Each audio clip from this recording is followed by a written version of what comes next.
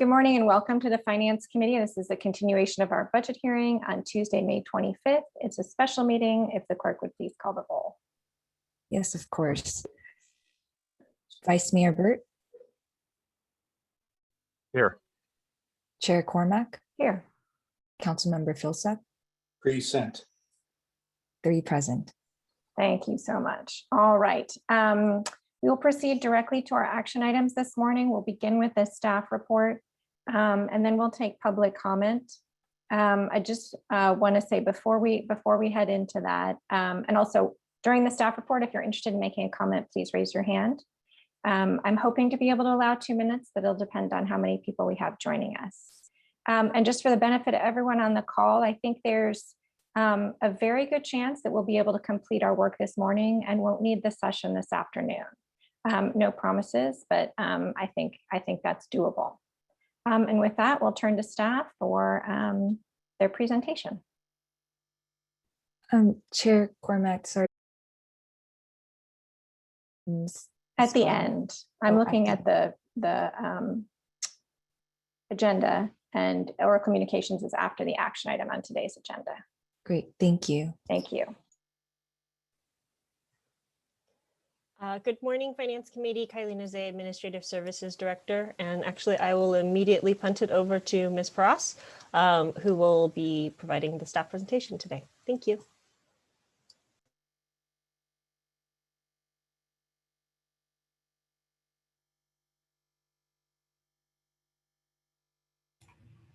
Good morning, everybody. Assistant Director of Administrative Services, Christine Peras.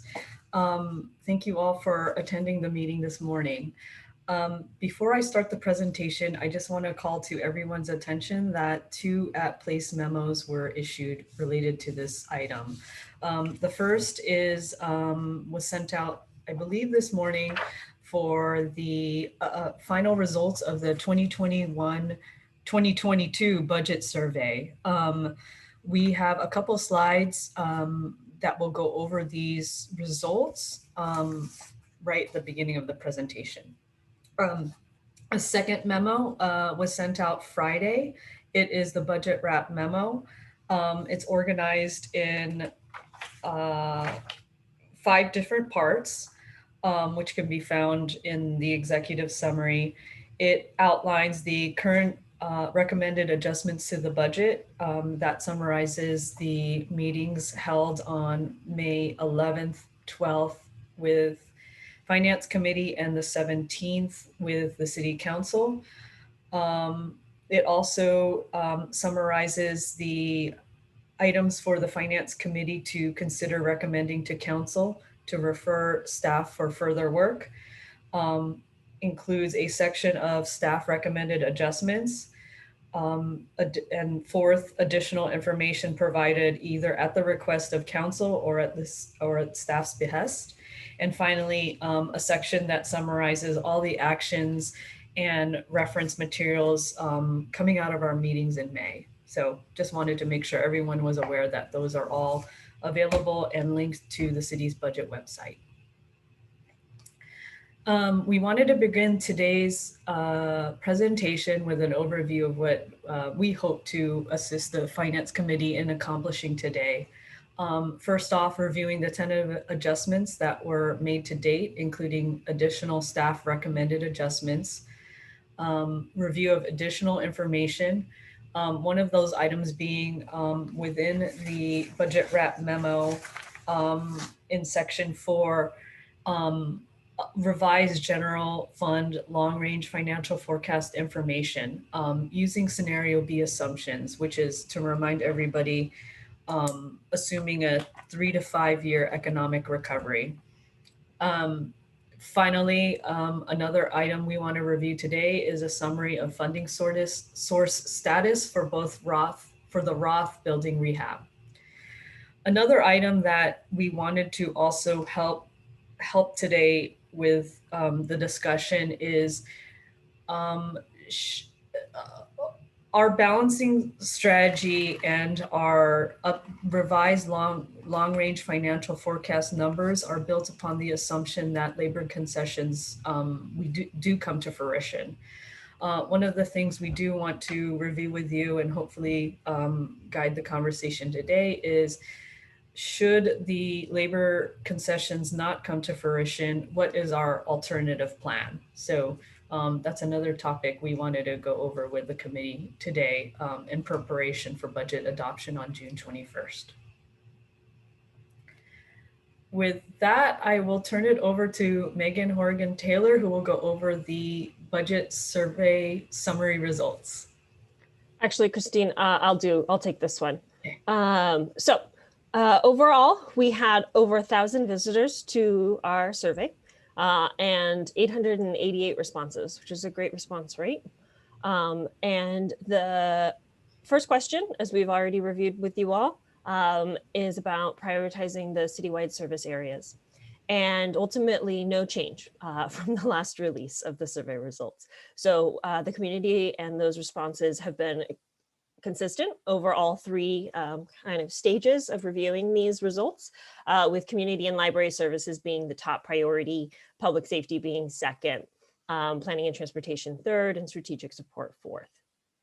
So ultimately, no change there over the three versions and the final results. Question 2 was looking at the proposed budget and the potential service impacts, and asking the community which ones would they prefer to restore.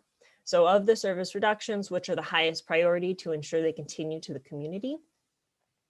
So ultimately, these have stayed the same as the top 10. Neighborhood libraries and maintaining distribution services continue to be the top priority. And Fire Station 2 brownouts, as we've talked about this is called the Emergency Incident Response brownout, moved up to 8 from the 9th position, and that shifted teen center operations to 9. So minor tweaks from the last time we reviewed this, but in terms of the top 10 services that the community would prefer to restore, or the respondents, I should say, would prefer to restore: libraries and community library services, the Children's Theater, police patrol, art center, crossing guards, sports and rec programs, investment in the city's infrastructure. So both the catch up and keep up, that's the capital. The brownout of Fire Station 2 is number 8, Teen Center is number 9, and JMZ Marketing Resources number 10. And then if we move to the next slide. Our third question was, again, what are alternative funding sources that the respondents would prefer to see the council use to help restore services such as libraries and community services? And so ultimately, the changes here are shifting of reserves. So using our reserves by 25%, which was moved to 1, and that shifted the second year of ARPA funding down to number 2. So interesting that those two are bouncing back and forth. And our first round of responses was city reserves as the top priority to help restore these things, with ARPA funding as priority number 2. When we did our last update on the 17th, those two flipped, and now they've flipped again based on these final results. So again, city reserves, reducing city reserves by up to 25% is the top funding source the respondents would prefer to use, and then advancing that second year of the ARPA funding is the second priority. And the last question were general comments and open fields, many of which the council has already received via email from a number of the community members, but we have transmitted those for the record as well. And next slide, please. So some themes of those open results, 392 open field results. Some of the themes were about the JMZ entrance fees. So looking at different ways of lowering them from that $18 previous level that was approved in FY 2021. Supporting teen and youth wellness programs, including YCS. Reinforcing priorities such as community services and public safety services. So these are just overall comments of these are important and critical services for the city to continue to provide to the community. Looking at efficiencies and providing services differently. So this can be anywhere from public-private partnerships to alternative service models. And then lastly, significant interest and support for the Charleston Arrestadero project to continue. As a reminder to the committee and the public on that last one, Charleston Arrestadero project, the City Council at the committee's behest looked at funding for the full funding for Charleston Arrestadero, and as part of the tentative adjustments for the FY 2022 budget does include full funding for the Charleston Arrestadero project. It's recommended right now to be funded through a reduction in the bike and pedestrian capital improvement project, as well as from SUMC or Stanford University Medical Fund funds. And I believe with that, that is the end of the survey results. Perfect. So Ms. Press, I'll turn it back to you on the balancing. Thank you very much, Director Nozay. This table summarizes the current status of recommended adjustments. On the left side, we summarize the general fund adjustments. The City Council and Finance Committee recommendations. This is a summary of adjustments throughout the 3 meetings, 11th, 12th, and 17th. One-time costs total a 2 million, and the ongoing costs of these total 2.3 million. These are summaries from pages 3 and 4 of the budget wrap memo. We've also included staff recommended adjustments, which can be found in section 3 of the memo. Those total 3.3 million and 0.6 million. To the right of the screen, we've also listed other fund adjustments, including adding phase 4 of Charleston Arrestadero Corridor project, which is used as Director Nozay mentioned, 1.2 million of SUMC funding, a reduction of 1.5 million to the bike and pedestrian plan capital project, and 300,000 from various street maintenance projects. This project is within the capital fund. Second, adjusting commodity purchases in gas, a decrease of 1.6 million. Reduction of the funding allocated to TMA to 150, and funding for the Roth building phase 1 rehabilitation, aka the warm shell of 300 Homer Avenue. This is estimated to be 4 to 4.5 million and to be determined and discussed later today. Additional staff recommended adjustments can be found in section 3 of the budget wrap memo on pages 6 and 7. The first bullet on this slide summarizes and reacts to Finance Committee and Council's desire to keep certain facilities open. This includes the neighborhood branches and the Baylands Interpretive Center. And in order for us to maintain custodial and facility support, a request of 53,000 by staff is included here. The second item went to council on May 17th, and I've referenced the CMR here. The adjustment for that in 2022 budget is $82,000. The third item here really is Director Nozay mentioned in the council meeting on the 17th with regards to what it would look like and what types of administrative support the organization would need in order to react nimbly to council's expectations of ramping up the organization with these restorations. These items include a variety of work to ensure that operations continue to be in compliance with state, federal laws, regulations, the city charter, municipal codes, etc. So staff is presenting to the Finance Committee a, quite frankly, modest increase and restoration of these positions in order to support the community facing services that are going to be restored in the 2022 budget. And Ms. Pross, just one thing to add on here, just for the committee's awareness, and staff did try to articulate this in the memo, though I'm not sure how clearly we were able to accomplish this. When we have brought forward these proposed restorations under administrative support functions, this is really what staff estimates is necessary for the baseline level of services. And so ultimately that reserve, that one-time administration support of 300,000 is for allocation as part of this ramp up.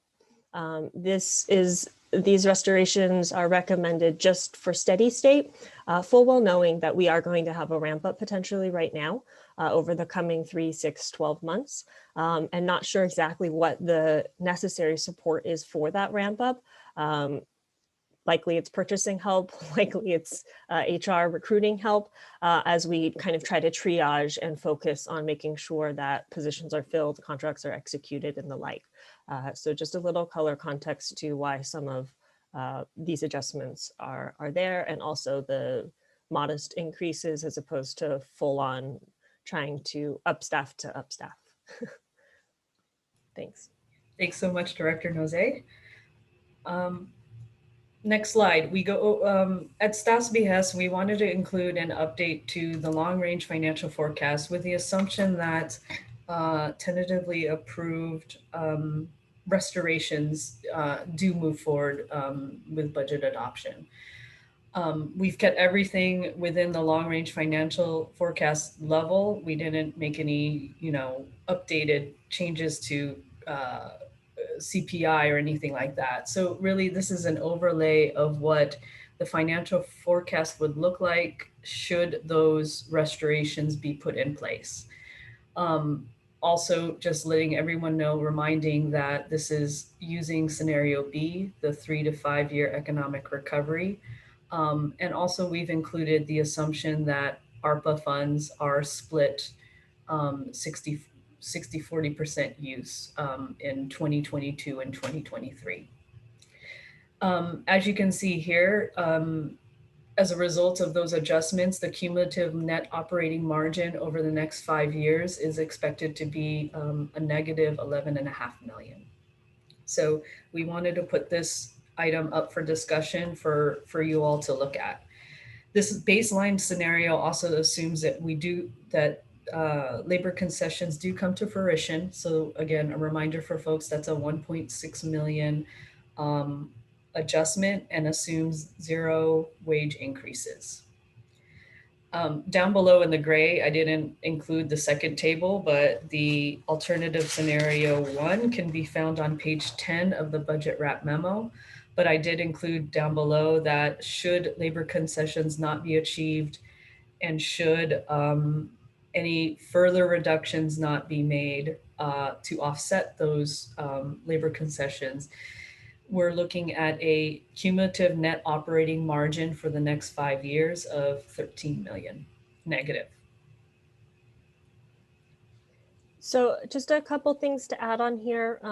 Again, this is something the committee had asked staff since we were doing one-time adjustments as part of the meetings, oh gosh, May 11th and 12th, I believe, to articulate what the kind of ongoing impacts are. This does account for, as Ms. Perez said, everything that the council or committee have recommended tentatively for adjustments.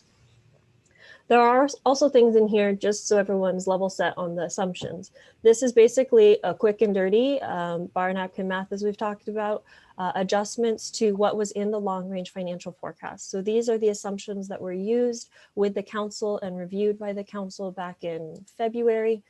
This does assume the council direction for the scenario B. And it also assumes things like a ramp back up of the capital improvement transfer. So staff have outlined some of those key assumptions in the staff report. So for example, in 2022, the base transfer to the capital improvement fund is 2.6 million. But as we move through the 5 years, trying to reflect that 5-year recovery period, it shows that base transfer going up to 17.7 million in FY 2026, with that 5-year period. Staff did run these numbers briefly. Basically, we took the revenue numbers and just swapped out the math for scenario A. Scenario A, for everyone's recollection, was a 2 to 3 year. recovery period instead of a 3 to 5 year period. And we were still negative in the 5-year net operating margin. It's about half, if I remember correctly, the numbers in this scenario that council had directed staff to do, which was scenario B. So just a little bit of context for the assumptions behind here. No changes from long range, really just adjustments based on the tentative motions and actions that the council and the committee have taken thus far. Thank you. Next slide here outlines within the long-range financial forecast staff's known unknowns. So the assumptions not included in the forecast are further and additional labor reduction negotiations, along with all these other items. You know, I'll leave that up for a minute so people can kind of react to it. Additional detail for that can be found in the long-range financial forecast staff report. Finally, we're nearing the end of our presentation, and this slide summarizes staff's recommendations. We have 4. It's to review the current budget adjustments to the fiscal year 2022 proposed operating and capital budgets in alignment with work completed by the committee on May 4, 11, and 12, and council's budget review on the 17th. Review additional information provided at either staff's behest or requested by the committee and council, such as the revised general fund financial forecast scenarios. Recommend to the city council the adoption of the 2022 operating and capital budgets, municipal fee schedule, and approve the 2022 to 2026 or 5. Yes, typo, my bad. Capital improvement plan as amended by the actions outlined in this report and approved in the wrap-up discussion. And finally, the last part of it is recommend to council adjustments to the 2022 operating budget in the event that the city does not reach agreement with labor groups on concessions estimated at 1.6 million in the general fund and 2.5 million in all funds. So that concludes staff's presentations. I'll turn it over to you, Chair Cormack. Thank you, Ms. Paras and Ms. Nose. We will now turn to members of the public who would like to address us. And if the staff could please assist them, I'll just see how many we've got. Yes, if anyone would like to speak on this item, please raise your hand on the Zoom app or press *9.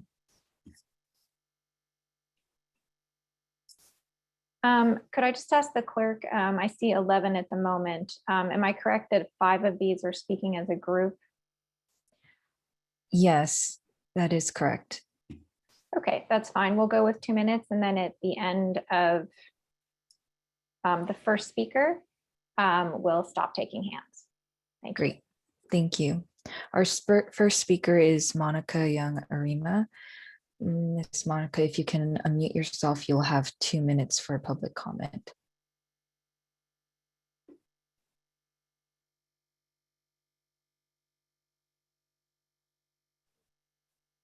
Ms. Monica, I've asked to unmute it. If you can unmute, then we'll begin your 2 minutes for public comment.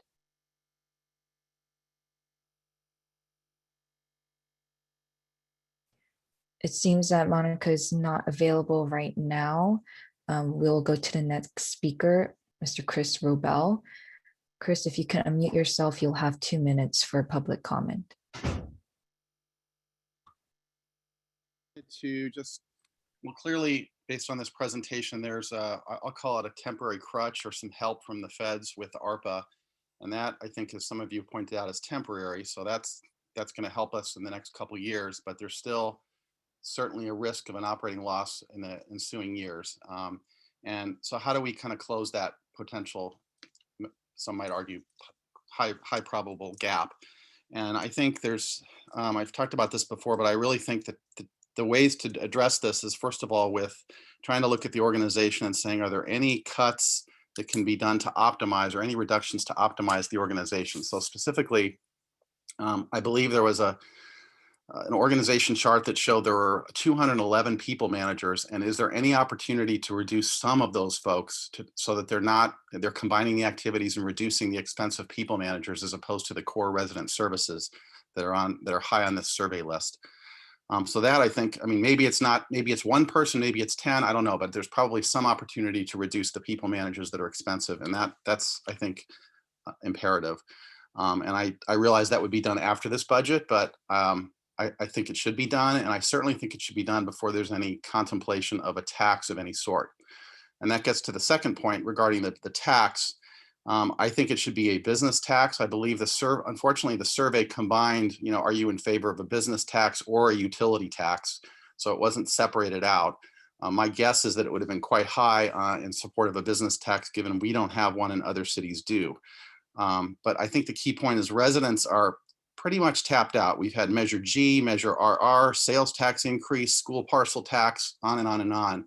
And I think the businesses have had some reprieve in different regards. Oh yeah, Prop 19, the businesses didn't get Prop 15. So there's a lot of impacts to residents, and there haven't been any businesses, and I think we should be on par with others.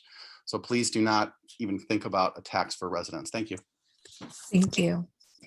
Our next speaker, we will try Miss Monica Youngarima again. Miss Monica, if you can unmute yourself, you'll have 2 minutes for public comment. Okay, thank you. Can you hear me? Hello? Yes. Okay, I'm Monica Youngarima, living at 1052 Bryan Street in Professor View. I love old houses. I'm here to speak for the Alto Museum project. Roth Building is the city's treasure. It is not retrofitted for health and safety reasons now, so it's useless as far as I'm concerned. Not to mention for the use of the museum, but not for anything else. Everyone is looking at the progress of the museum, but it really is the Roth Building that needs to be ready first. City owns the historic treasures. As some of you may know, I work with Stanford on the Chinese railroad workers' history studies and their curriculum development for the last few years. Recently, we are involved in the Chinese Arboretum Labor Quarters project. I was very excited about a museum in Palo Alto finally. I worked with the Chinese Museum to fundraise for the museum. We sold a Chinese community room, meditation room, some benches, bricks, and tiles. They are all looking forward for the opening of the museum to witness their participation. Lastly, with the Asian hate crime going on right now, it is that much more needed to have a museum to showcase everyone's contribution to our community, so no one will be left behind, or easily for people to say, send you back to where you come from, Mexico or China. Thank you. Thank you. Our next speaker is Jeremy Ehrman, followed by Laura Jones and Hal Mickelson. I do want to note that the speakers list has closed, and we'll end with Rich Green. Mr. Jeremy Ehrman, if you can unmute yourself, you'll have 2 minutes for public comment. Thank you. Good morning. Can you hear me? Yes. Thank you. So a few thoughts. I'm still a little concerned that the labor concessions negotiations have not been finished yet, and I'm still a little confused as to why that was not done before the budget meetings. It would be nice if there was, some way to know what the progress on that is, or some way that, just that this can work out better than it did last year, I hope. I still think that also the manager should also consider taking a pay cut again, considering it in a sense it's not so much, from the public's point of view, not so much a pay cut, but it's a way to reshuffle the funds to the services that are desperately needed at a time when so much stuff has been cut. So that might be another way for management to look at it as a way to really help out the city. I still think that the council is limited in its ability to move pieces around since you don't have the full budget. Weirdly enough, you can find a lot of the missing pieces on the Open Budget web app, but there's so little explanation there and so little lack of context that it's almost worthless. So if you had the full budget and you knew the full budget of every department, you could make cuts and move things around. But as it is, you're kind of stuck, just moving around the pieces that have been given to you. which is fairly limited. But one of the upsides, I think, to restoring services is that, for example, all the various friends groups associated with the community service departments, like the Arts Center and the Children's Theater and the libraries, this would give them a much stronger incentive for fundraising because they've been essentially unable to raise funds and support the organizations that they support over the past year. So if the council comes out very strongly in favor of restoring services, this, I think, would really give an incentive for all the friends groups and the other groups that support the city to really say, look, you know, the city is stepping up. We can step up. Can everyone else step up so we can do this together? There's a reason for us to fundraise and to come together because there will be things for people to do. And just a final thought that I know that for many on the council in the city, oh, I'm at time, Yes, aren't I? Okay. Yes. But if you I could was just going finish to say your that, thought. yeah, the one thought being that this is a one-time thing. People keep on saying it. For many of us, that's the only way we've been able to get through this year is a one-time patch, a one-time fix. So it's great to look ahead, but you know, this is for the reality for many of us. It's a one-time thing, and we know that. Thank you. Thank you. Our next speaker is Laura Jones, followed by Hal Mickelson and Stephen Rainey. Ms. Laura Jones, if you can unmute yourself, you'll have 2 minutes for public comment. Good morning. I'm Laura Jones, Palo Alto resident, past president of the Stanford Historical Society and representative of Stanford University, where I serve as university archaeologist and director of heritage services in land, buildings, and real estate. I'd like to share 3 observations related to the use of SUMC Development Agreement funds for the rehabilitation of the Roth Building for the Palo Alto Museum. First, this project is an infrastructure project. It will ensure preservation of a valued city asset and serve as community infrastructure for decades to come. It's a long-term reinvestment in our social well-being. Second, this project is a sustainability win as well. Rehabilitation of historic buildings is a sustainability program, avoiding solid waste from demolition and avoiding consumption of unnecessary new construction materials. Third, this project is unique and important to our community. We have no other venue in Palo Alto or at Stanford to preserve, present, and reflect on our shared history, good and bad. There is growing interest in uncovering untold stories and critically examining our past. This will be a place to come together in service of a closer community. It's an investment in our future as well as our past. Please recommend approval of the request for additional funds in support of the project. Thank you. Thank you. Our next speaker is Hal Mickelson, followed by Stephen Rainey and Teresa Lunt. If you'll have 2 minutes for public comment. Thank you. Can you hear me? Yes. I'm Hal Mickelson. I'm a resident of the Green Meadow neighborhood, and I'm speaking on behalf of the Palo Alto Museum. The issue here is the art and science of using impact fees. And I think everyone in this virtual room is aware of the constraints, but also aware of the possibilities. Impact fees are not going to be what will rescue us from our operating budget challenges.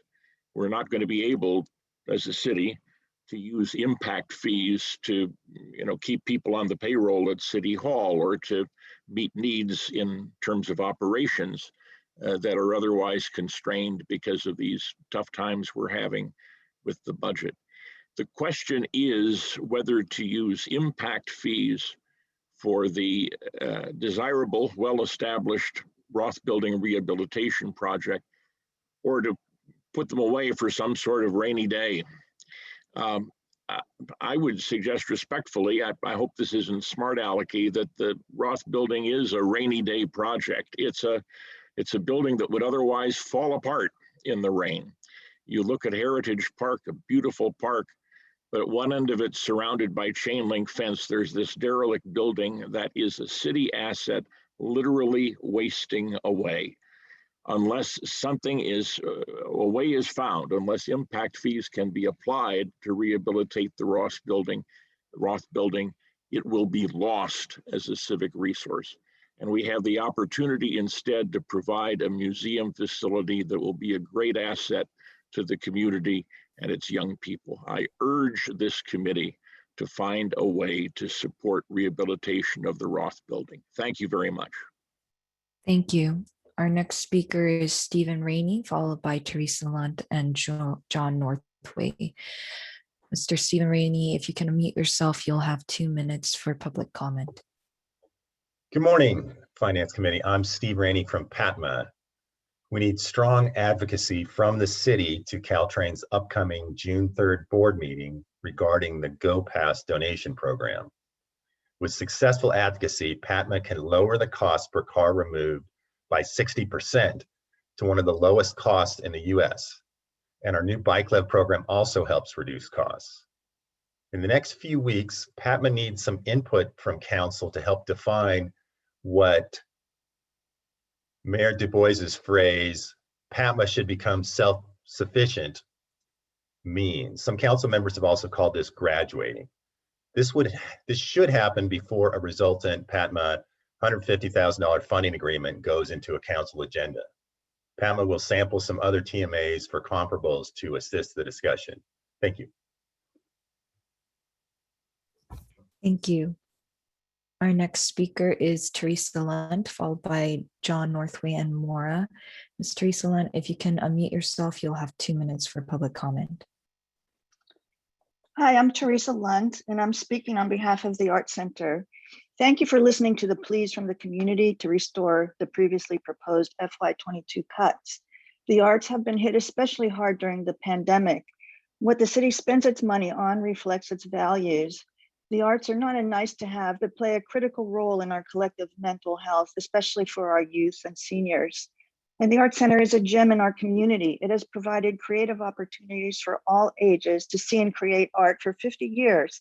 In addition to providing art classes and camps, it includes a nationally recognized museum with meaningful and thought-provoking exhibits and community activities focused on top priority issues for our community, such as climate change and social justice.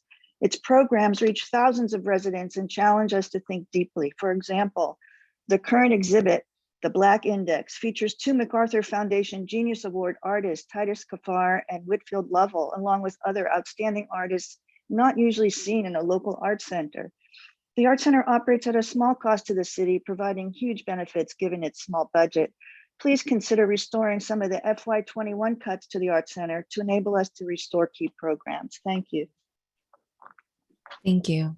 Our next speaker is John Northway, followed by Maura and Steve Stager. Mr. John Northway, if you can unmute yourself, you'll have 2 minutes for public comment. Hi, good morning, council members. I'm John Northway, architect and board member of the Palo Alto Museum.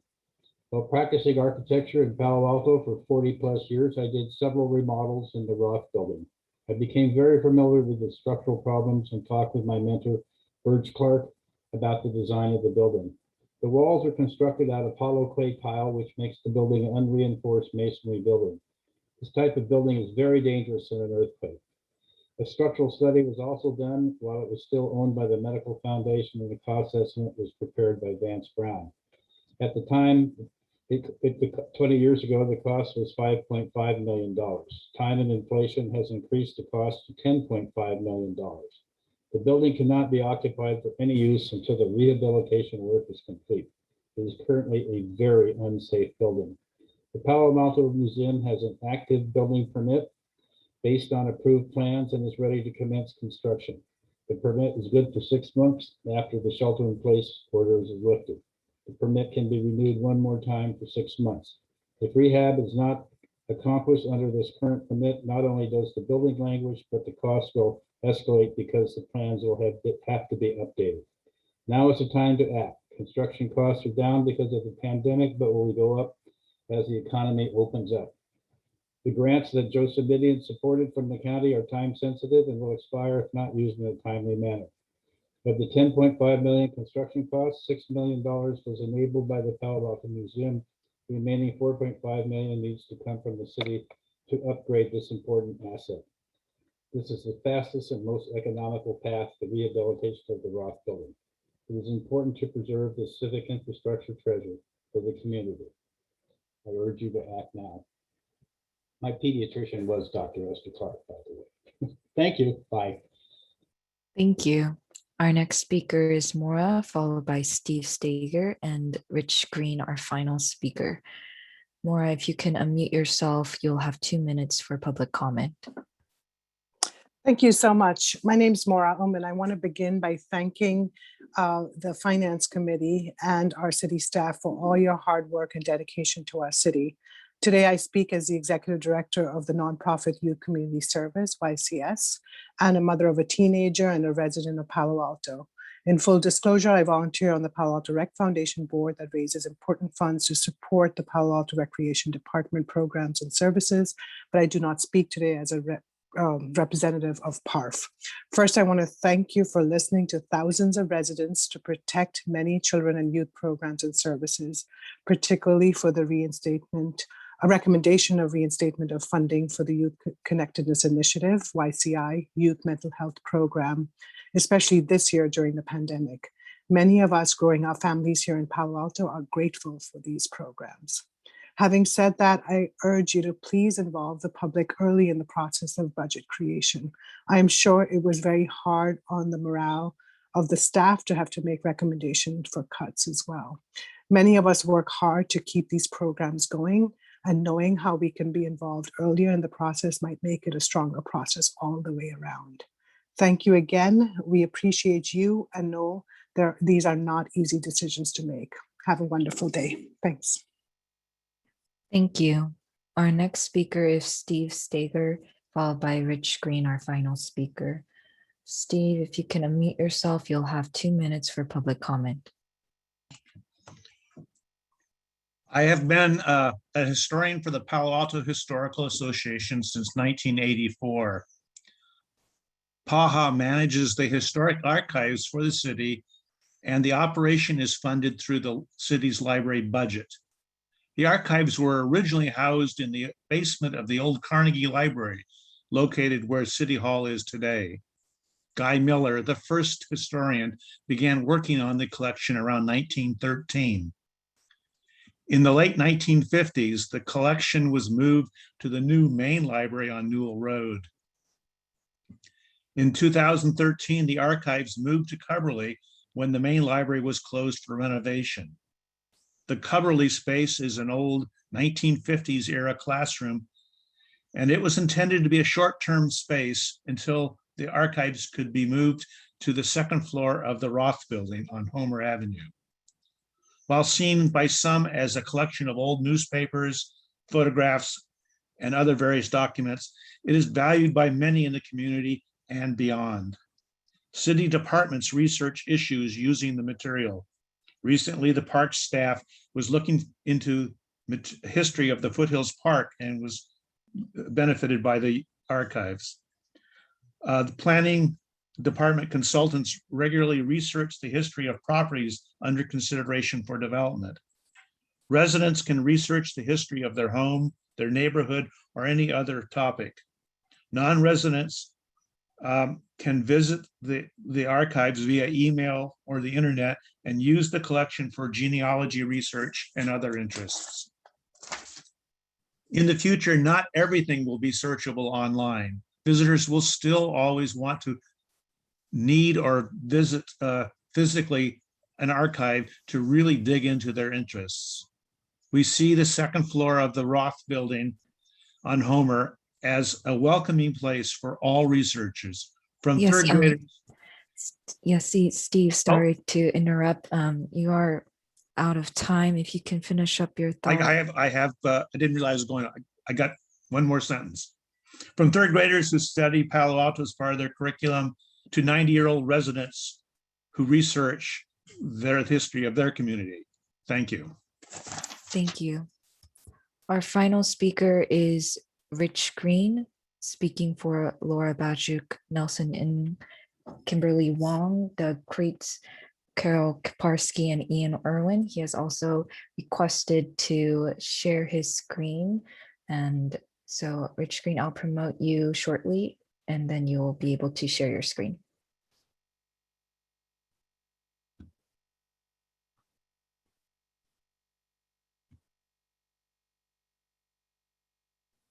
And Rich, you'll have 8 minutes for public comment.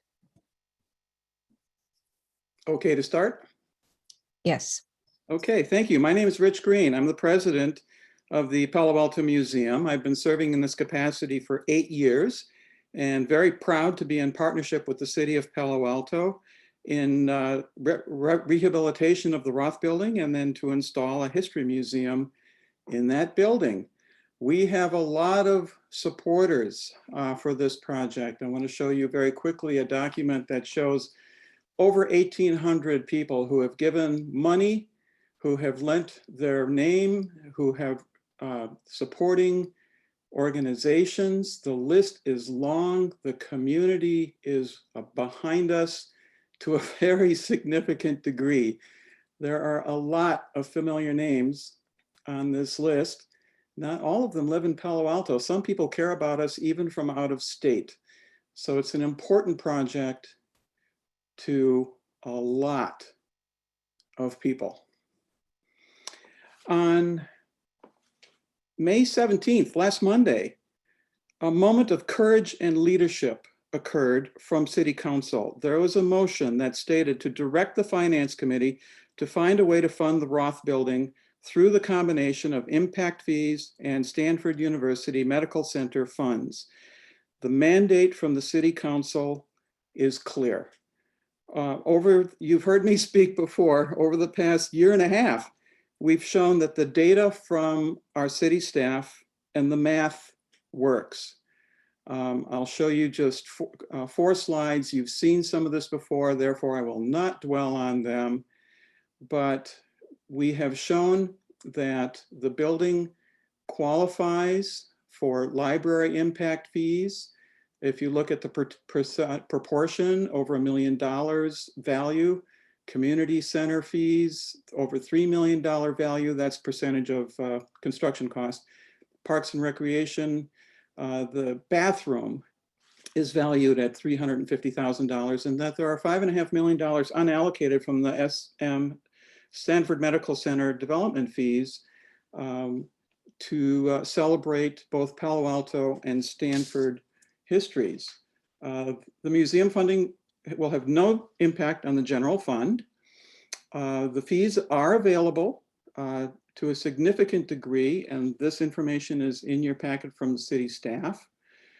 The funding scenario in partnership between the museum and the city is clear and logical. The above funding scenario does not take away from other identified projects. Impact fees have very narrow application, and the Roth Building rehabilitation easily qualifies for these fees and funds. So moving ahead with the Palo Alto Museum is the fastest, most cost-effective way to rehabilitate the Roth Building. The museum has already invested over $1.8 million in plans, permits, and fees. The building is shovel ready. It's in serious need of attention, as you've heard from our previous speakers. It's a one-time expense, 1 year, and done. The building is on Heritage Park. Heritage Park. Why do we call it Heritage Park? Because we're surrounded by history and heritage. The Museum of American Heritage is across the street. The church kitty corner was where Harold and Maude was filmed. The most famous garage in the world is 2 blocks away. Stanford University is a 15-minute walk away, continuing to provide global impact. Palo Alto is a caring community. It's a special place, full of civic pride, and it's a nurturing culture. The Garden Club of Palo Alto makes Palo Alto beautiful. They're celebrating their 100th anniversary this year. The kids and parents who enjoy the playground in Heritage Park are just 20 feet away from the Roth Building, a derelict building. It's boarded up. There's a padlock and a chain link fence at the front, keeping people out. The gardens are dying. It's 1 block from City Hall. We need to fix this. The funding is available. We've established that. The decision will be approved on June 21st by City Council. If the funding is recommended by this committee and approved by Council, we can start construction in July. We have the plans, the permit, and the Vance Brown contract in hand. the certificate of occupancy can be awarded in June of 2022, next summer. And the doors open to a functioning community asset, a part of the library system with the permanent home of the city archives, and all the wonderful treasures that a history museum brings to a community like Palo Alto. We can have the doors open in the summer of 2022. We appreciate the hard work that you do. Thank you very much. Thank you. And Chair Cormack, that was our final speaker. Thank you to everyone who shared their thoughts with us this morning and to the clerk for assisting that. Before I turn to my colleagues, I'll just suggest a structure, and I just hope people will just stick with the budget wrap-up memorandum that was provided to us. I don't know that it has a number on it, but I think working our way through the details there, I think will be a good way to start. And I see Councilmember Filseth. Go ahead. Yeah, thank you very much. And thanks to staff for doing all this. And especially for slide 8. Can we look at slide 8, please?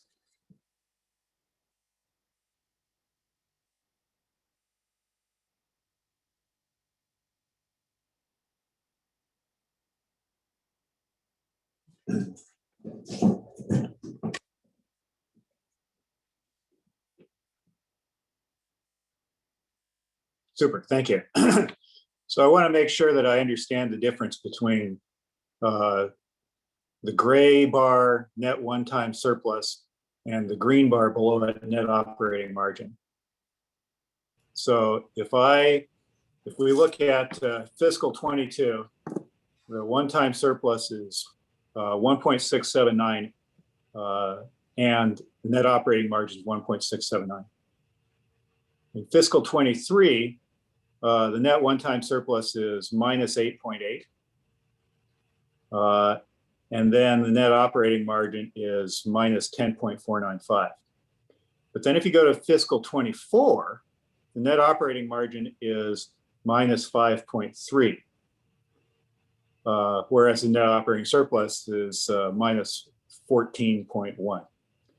So I assume that means that the net operating margin fiscal 24 number of minus 5.3 assumes that we balanced the fiscal 23 number of 8.8. Is that right? That's correct.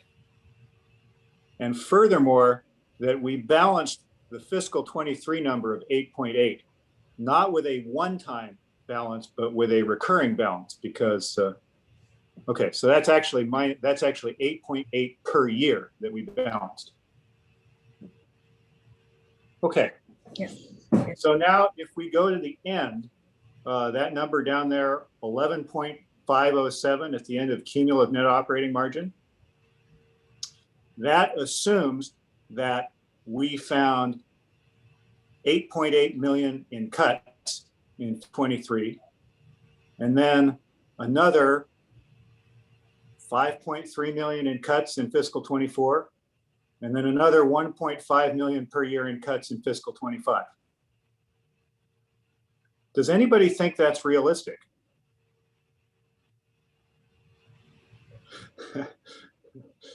So it seems to me that the real number, the real important number here is actually the gray line of that minus 48.4 million, 48.5 million over 5 years. The green line below that makes the following assumption, that we're going to cut 8.8 million a year from now, 5.3 million a year after that, and at least 1.5 million a year after that. Because if you go look at the expense growth in fiscal 26 of 1%, that seems kind of aspirational, right? In fact, what you see on all these is that expenses are growing faster than revenues consistently each year. Okay. So I think the number to keep an eye on is actually not the net operating margin number, because if you go to the net operating margin number, essentially what you're saying is that, okay, we just tried to cut $5 million this year, per year, okay, in recurring expenses, and couldn't do it. But a year from now, we're going to cut $9 million per year in operating expenses.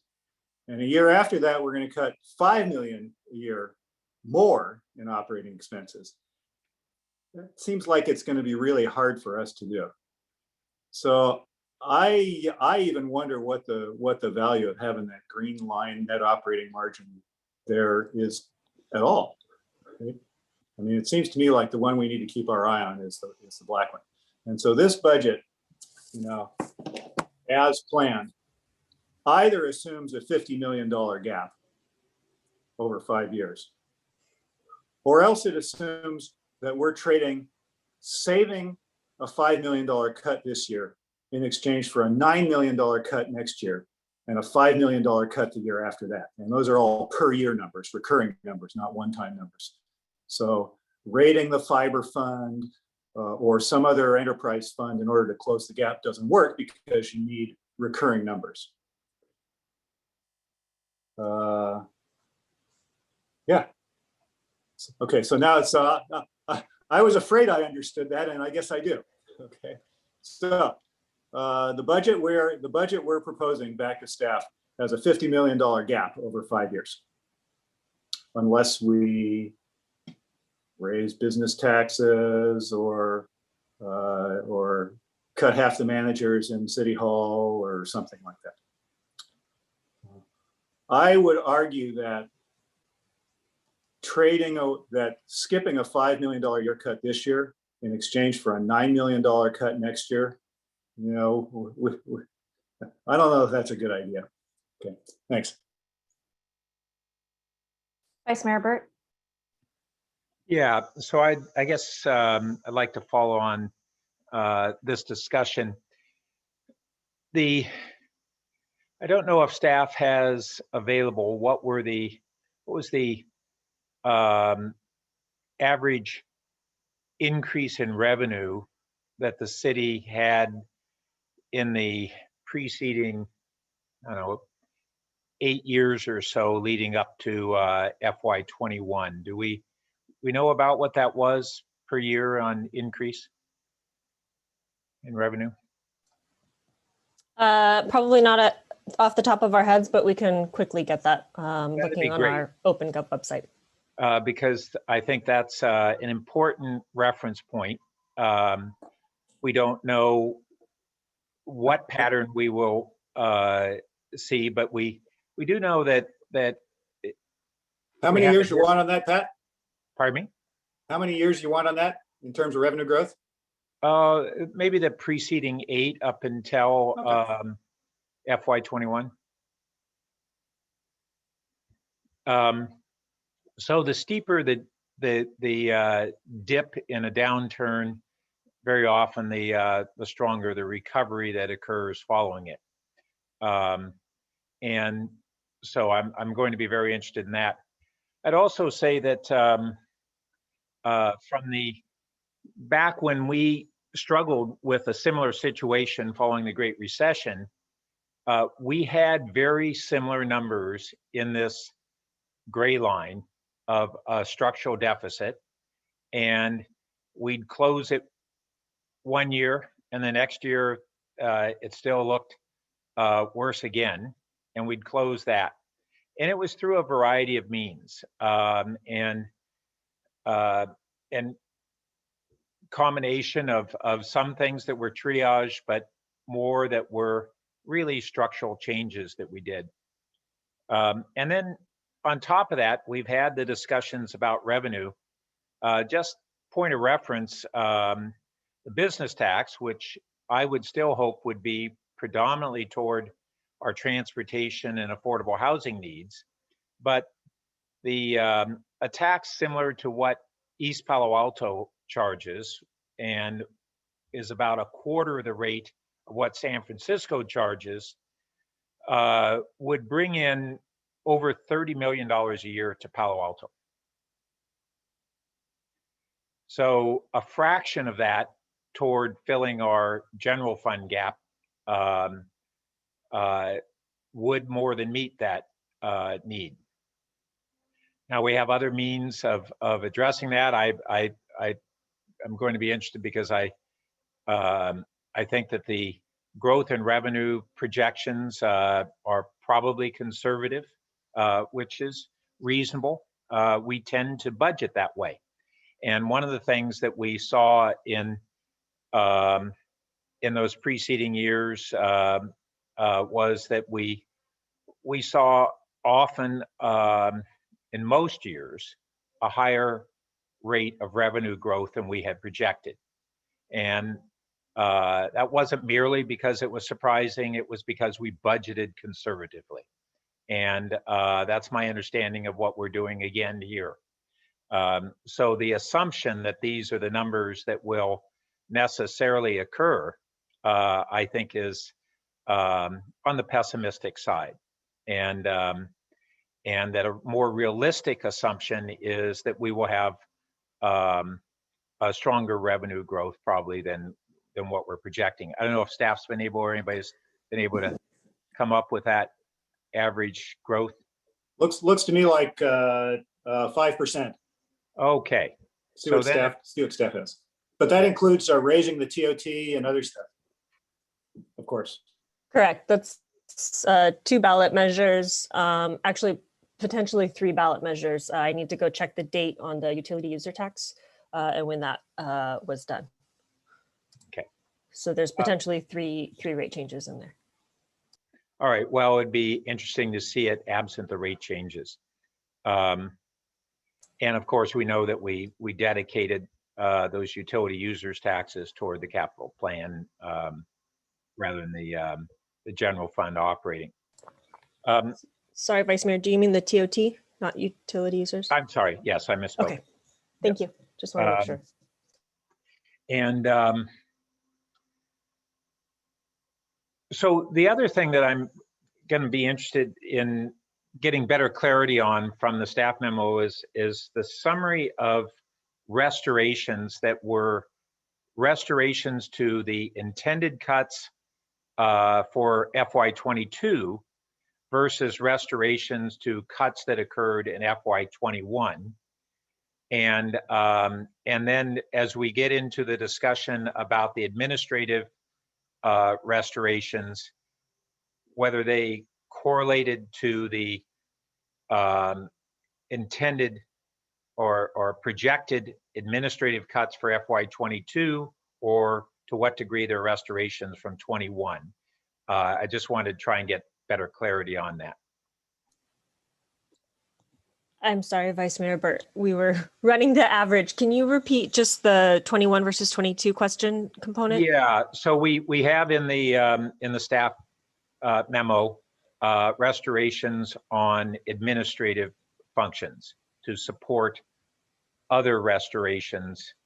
And right. I wanted to better understand a tracking of those administrative restorations, how they correlated to FY22 administrative cuts versus FY21 administrative cuts, and then how they correlate to restorations of what were anticipated community-facing cuts in 22 versus cuts that were already made in 21. I'll take a stab at this. I'm not quite sure if I'm answering it okay as expected. The majority of these are FY 2022 cuts. The ones that are potentially a little bit muddy in the sense of they're frankly adjusting between 2021 and 2022 cuts for a more modest adjustment would be in frankly, the fire department and the human resources department. Otherwise, the rest of these are all 2022 reductions in full. The reason why the fire and HR ones are a combination is because, again, trying not to restore a full FTE or something like that, trying to take increments of change.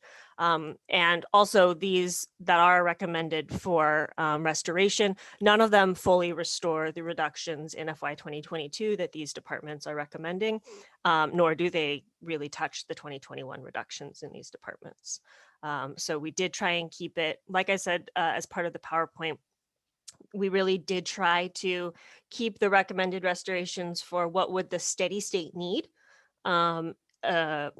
as we restore these 2022 services that were previously expected to be reduced, and we'll tackle the ramp up, I guess, to get to that 2022 service level restoration with one-time funds. Oh, thank you.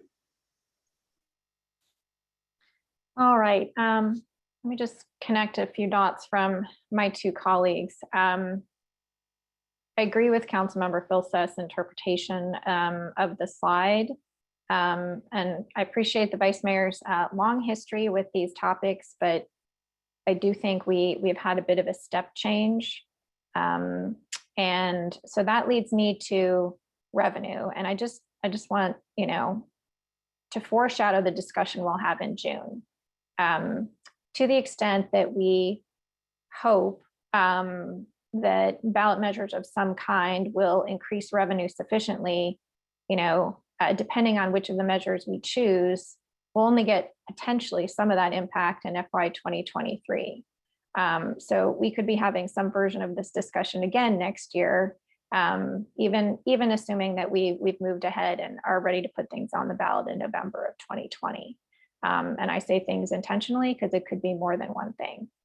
So let's just remember that there's three kinds of people we can tax: the people who live here, the people who work here, and we'll just say the people who play here. And the changes we've made over the past couple of years really have to do with the visitors. And that's the problem we're having. And I'd be interesting to see. I'm not sure we're going to get back to 100% of the visitors that we used to have, and the expense account restaurants, et cetera. I think we've heard really clearly from the community that they value some of these services that frankly are always on, I'm going to say on the chopping block. And I think it's worth, when we go out and do our polling, which I expect us to do, to ask the community if they're willing to contribute to have 5 libraries, to have our fire department provide our ambulance services, right? To have a children's theater and a museum and a zoo and 36 parks. These are amazing things. And we've heard a lot of people who care about them offering to help. So I think that'll be important.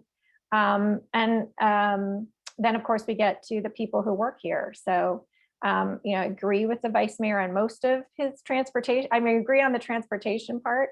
I've always seen a nexus there. I think we'll have a more robust discussion about whether or not it's appropriate to tax businesses who live here for affordable housing. But again, that's unlikely to provide a nexus to help us with our general fund problems. So just want to sort of set that as an overall. And then I'm just going to start working my way through the memo here. And at some point, we'll take a 5-minute break. So I'm on page 1, and the issue of what to do if the 1.6 million in concessions are not achieved, to me seems answered on page 4, where we have 1,736 available. So if the 1.6 is accurate to the to the 3 digits, then, I think the maximum we have to play with or to set aside is $136,000. I'm going to be unwilling to spend any more than that out of there. And that's a maximum. So that's where I am on that side. Then on page 3, the general fund adjustments. I think, I remember on last Monday, I guess it is, when we flew through this section of the motion, I agree with staff, like the asterisks on, we'd given some extra money to CSD to use as intended, and that looks like it's been placed against the Children's Theater, which makes sense. Matching the SUMC HISRAP process funds to the additional, that also makes sense to me. Thank you for that. I'll highlight the uncertainty reserve. Now I'm on page 4 of 500,000. Your principles are put to the test when things are hard. It is important that we keep some money set aside. We just don't know what will happen, and we don't know what we'll want to restore. So that's important to me. All right, so Now I'm on page 5 with the referrals. Thank you, staff, for suggesting these. I'm, again, as I said last week, I'm not going to be interested in making any decisions or changes to anything with respect to parking until Mr. Kami brings forward that information. We've talked about the ballot measures. Actually, I'll just ask Mr. Kami right now, perhaps a question. Is he available? I'm not sure. Oh, hello, welcome. Hi. Do we have our special guest with us, or is it just you today? I'm sorry. Your daughter. Do we have your special guest with us, or is it just you? Well, I thought you were talking about parking staff. Well, we're used to having them. We're happy to have them.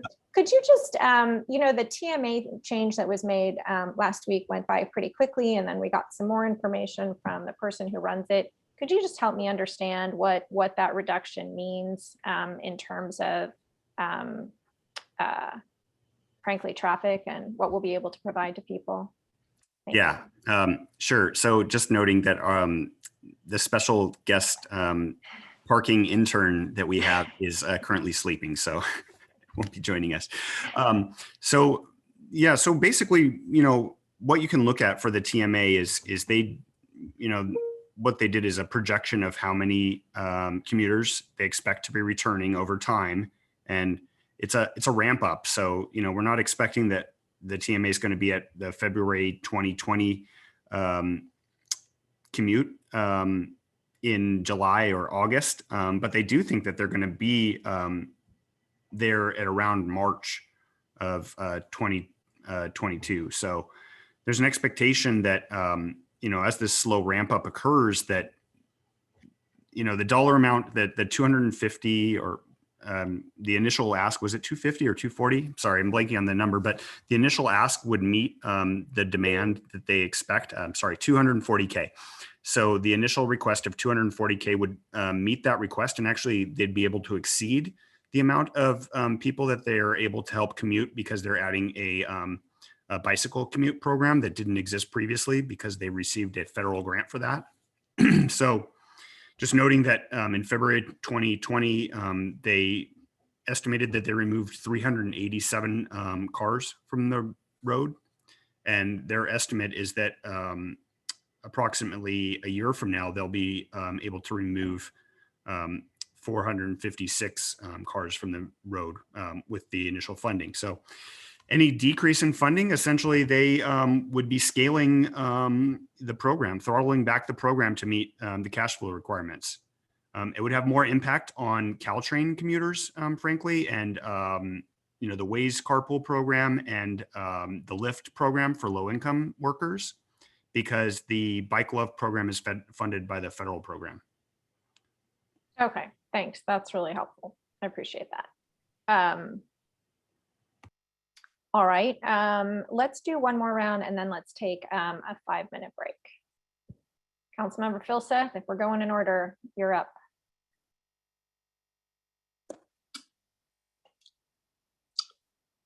I don't think I have anything to add, actually. Well, yeah, I'm not sure I got anything to add. All righty, that was we just saved 5 minutes. Vice Mayor Burt. It's just numbers.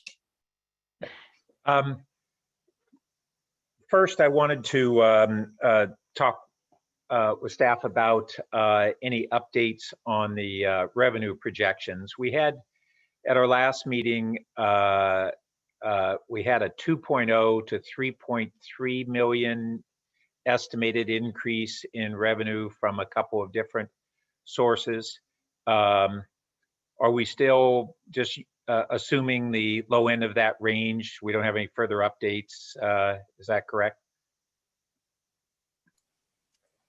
Nothing that we've vetted through, I think, at this time. But I believe this week we get our cash receipts for sales tax, so we will be looking at that. But do remember, it is just the cash receipts. It's not the economic side of it. And we won't receive that economic side of the sales tax number until, I believe, 3 weeks from when we get 3 to 4 weeks from when we get the cash receipts. Okay. And it's So that's correct next. that we use the very bottom end of that that range estimate, we use the 2.0 for our budget purposes? When we were calculating the budget stabilization reserve, yes, we did use the 2.0. Well, I mean, whether it's the budget stabilization reserve or otherwise, it's what we're using in our budget estimate right now, right? The 2.0 uptick in revenue.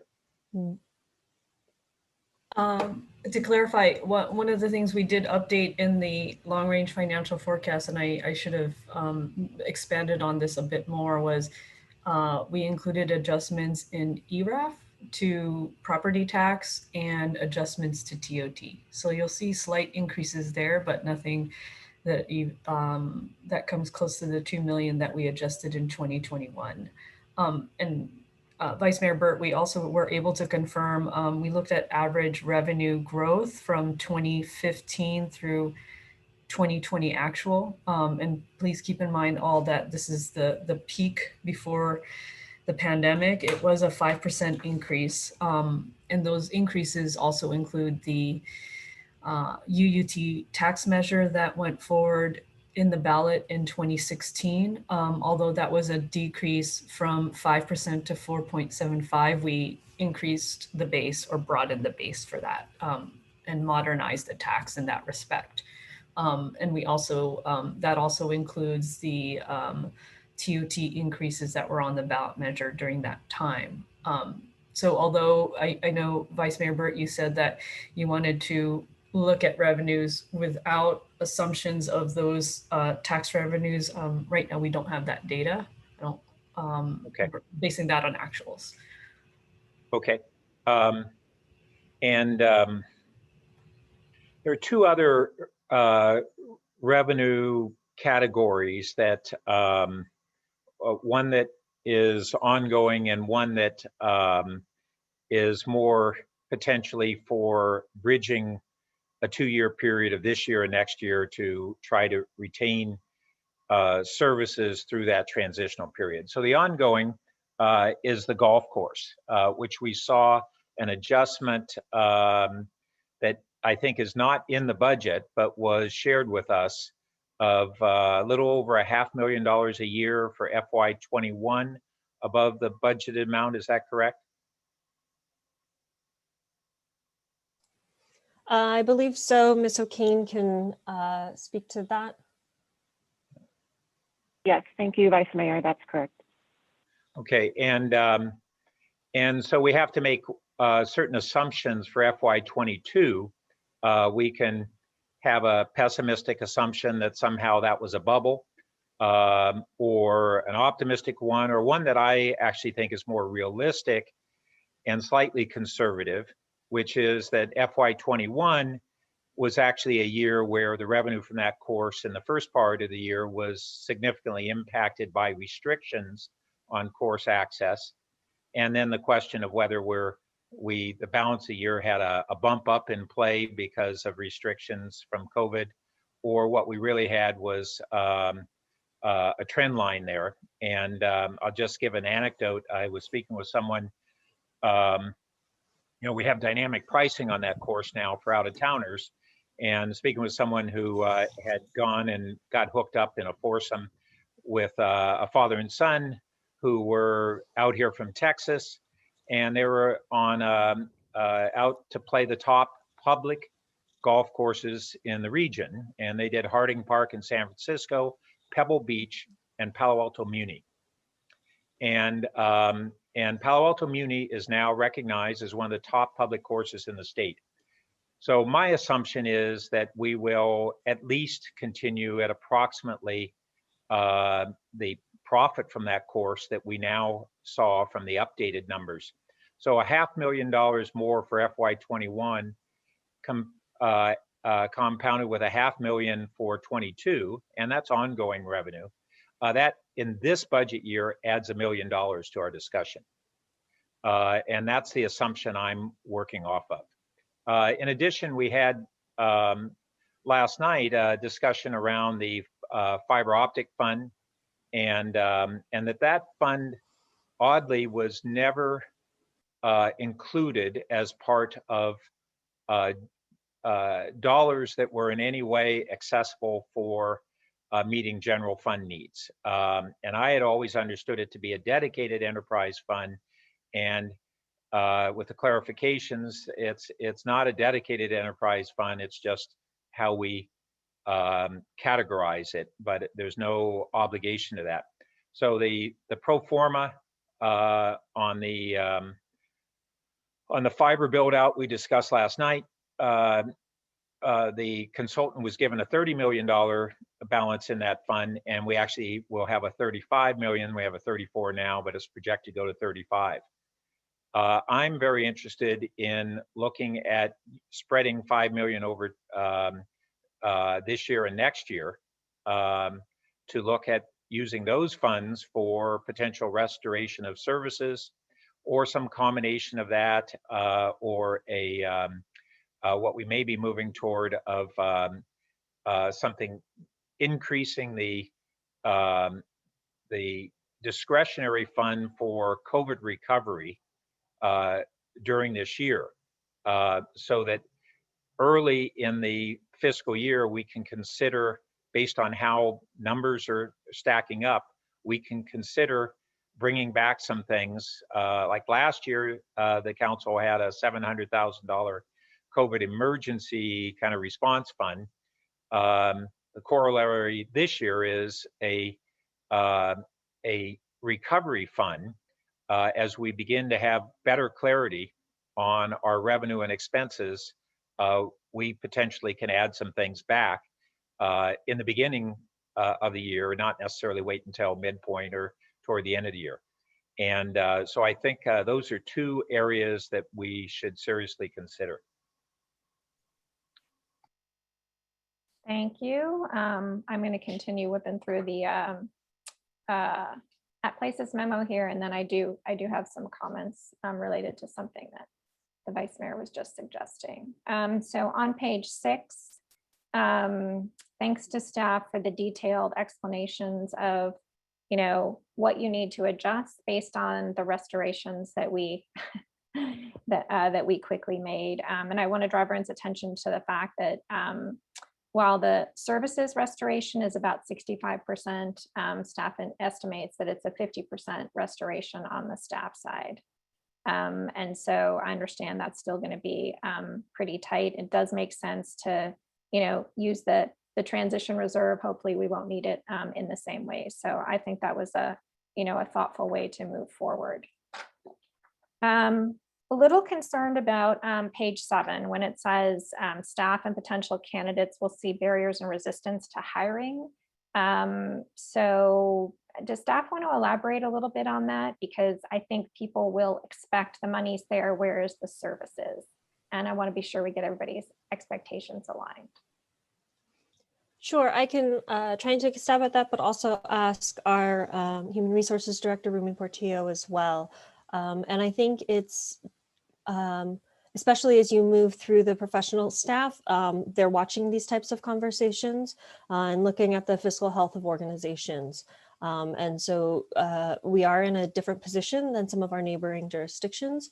And so similar to when we're in labor negotiations and looking at comparable salaries, staff look at comparable agencies and where they're at and what they're experiencing and going through.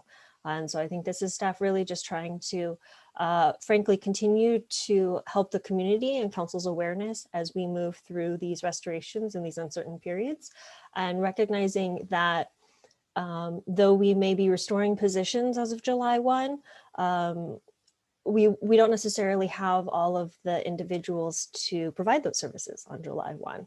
And so there will be this period to acquire the necessary resources in order to deliver those services. And that takes time, frankly. So Ms. Portillo, do you have some other additional insights? I think you probably have some recent experience too. Sure, yes, Rumi Portillo, Chief People Officer. What I would add is there are a couple of factors at play here that make the hiring environment a little bit difficult. I should say the hiring and the retention environment.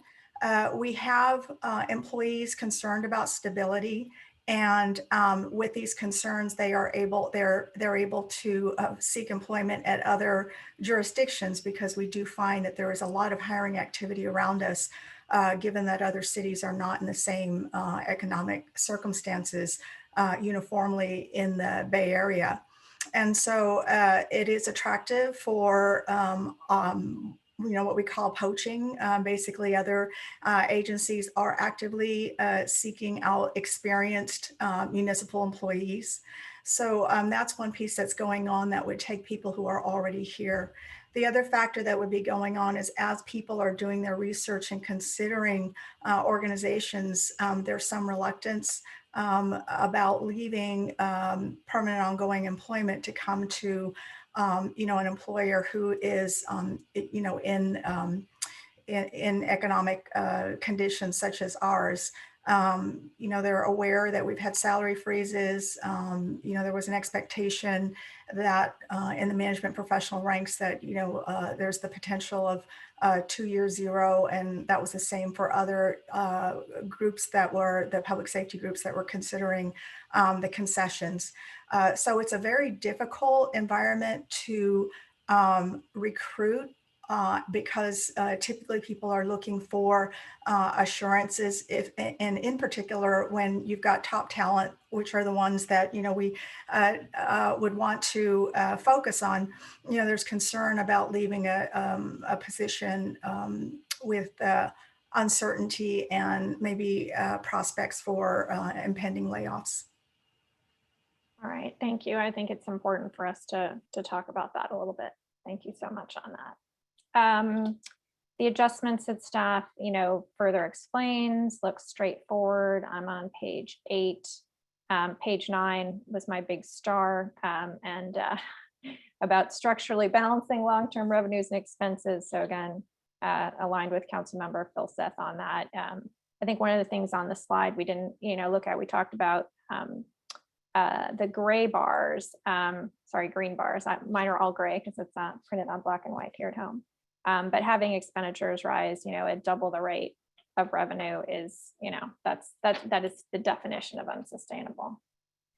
My time is up, but I'm going to just extend a bit as my colleagues did, and say, last night we did talk about the fiber fund.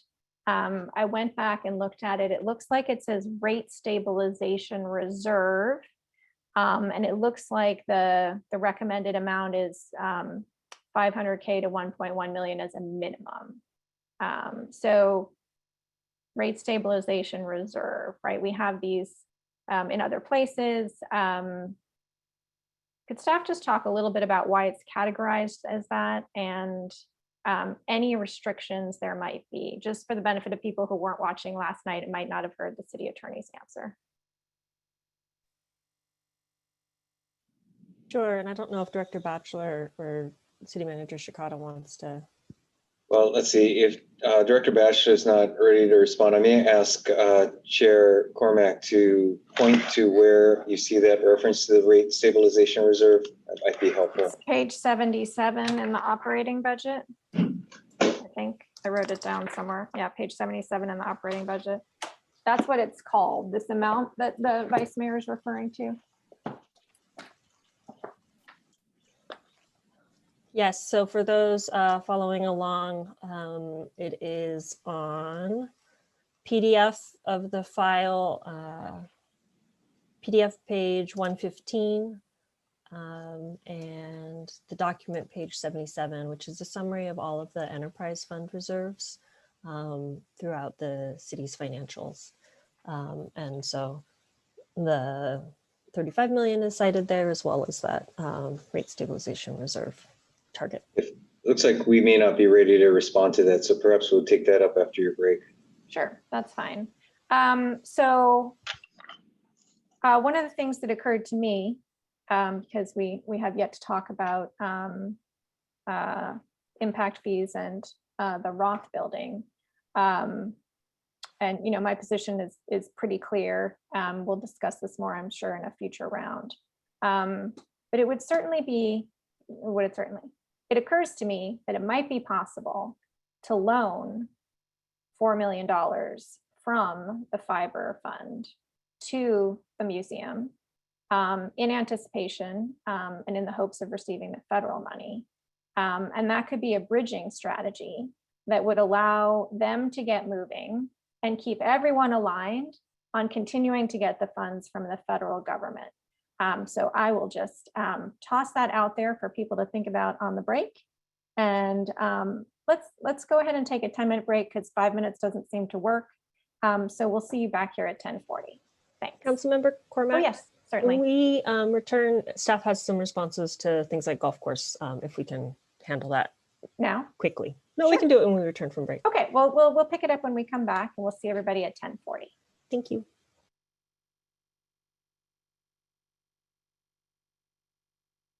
Thanks. Let's reconvene and turn to staff for updates on questions that were posed in the prior session.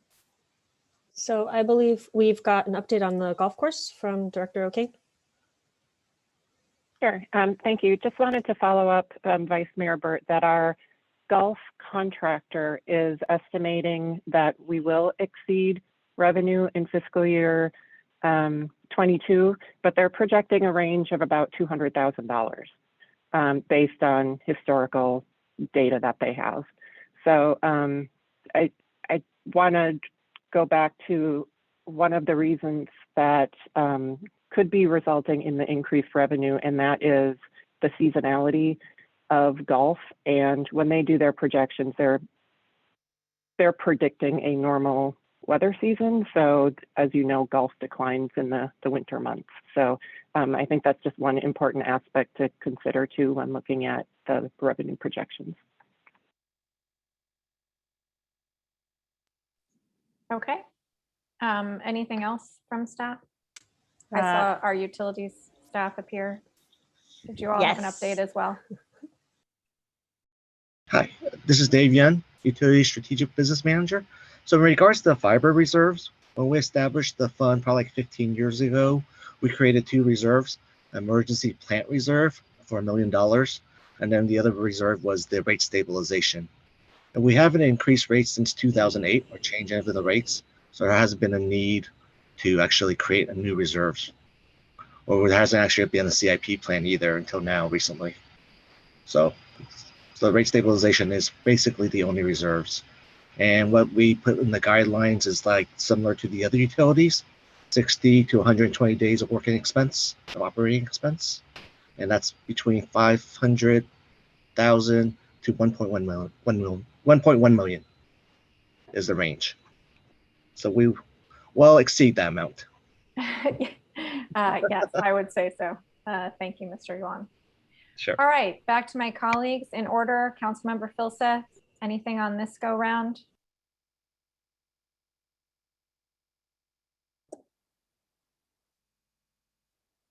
Well, I think it's good to look at these kinds of flexibilities. But again, if you go back to slide 8, right, and you don't have to, right? The key number is in fiscal 2025, our expense line needs to be $15.7 million per year lower than it is. Okay, so our gap, yeah. So you look at fiscal 25 in the gray bar, one-time surplus 15.661. You know, that's the annual gap by fiscal 2025. So, I mean, it's good for us to go find $250,000 a year here and $500,000 a year there if we can. But even a business tax is unlikely to bring in $15 million per year. Right? So I think that's kind of the magnitude of what we're grappling with here. And so I wonder as to what we do on the finance committee here. You know, how can we add value here? You know, I'm not sure, right? I mean, if this goes back to council, I mean, I imagine a scenario that goes back to council and council does a huge head slap and goes, oh my God, you know, we didn't realize that's what we were signing up for when we asked for the restoration of the $5 million per year here. What if we want to do something different? I mean, I don't know if it makes sense for the finance committee to say, well, you know, if we didn't want to do all this, then here's some other stuff we could do. But that's a really long conversation too. So I'm not sure exactly where to go with this. Thank you, I think. All right, Vice Mayor Burt. Yeah, a few different thoughts at the more philosophical level, which is much of the conversation we're having, and then a couple of technical ones. No, we have, it's not necessarily 15 million that we have to reduce in revenues off of that projection. It is closing a $15 million gap, which is an expense and revenue gap. Per year. Correct, but not merely expense. It's not all about cuts necessarily. The business tax, Eric, you had said it'd be unlikely to be able to hit 15 million. I expect it a tax that is similar to what East Palo Alto enacted, which I'll just refresh that at the time it was enacted, the commercial office development community said that it would kill off all office development in East Palo Alto by adding a 20 cent a square foot tax per month on large offices. Instead, they've had a wave of new office development proposals coming forward since that tax. What was Mountain Views was like 6 or 7 or something like that, right? Yeah, Do you remember? There's a different tax form. Okay. And I think East Palo Alto's, if we adopted something similar to that, we'd only be about a quarter the rate of San Francisco. But based upon the amount of office and commercial development we have, you know, the massive, if you look at that Palo Alto jobs ratio, right? Well, that also correlates to a much higher portion of commercial development, which in a business tax based upon a square footage gives us much more revenue than another city that is a different jobs housing balance, even in a city like San Francisco, where a much higher jobs housing balance. And so our potential revenue from a similar tax would probably exceed $30 million a year at a quarter of the rate what San Francisco charges businesses. So that's a point of reference there, just on that one revenue side.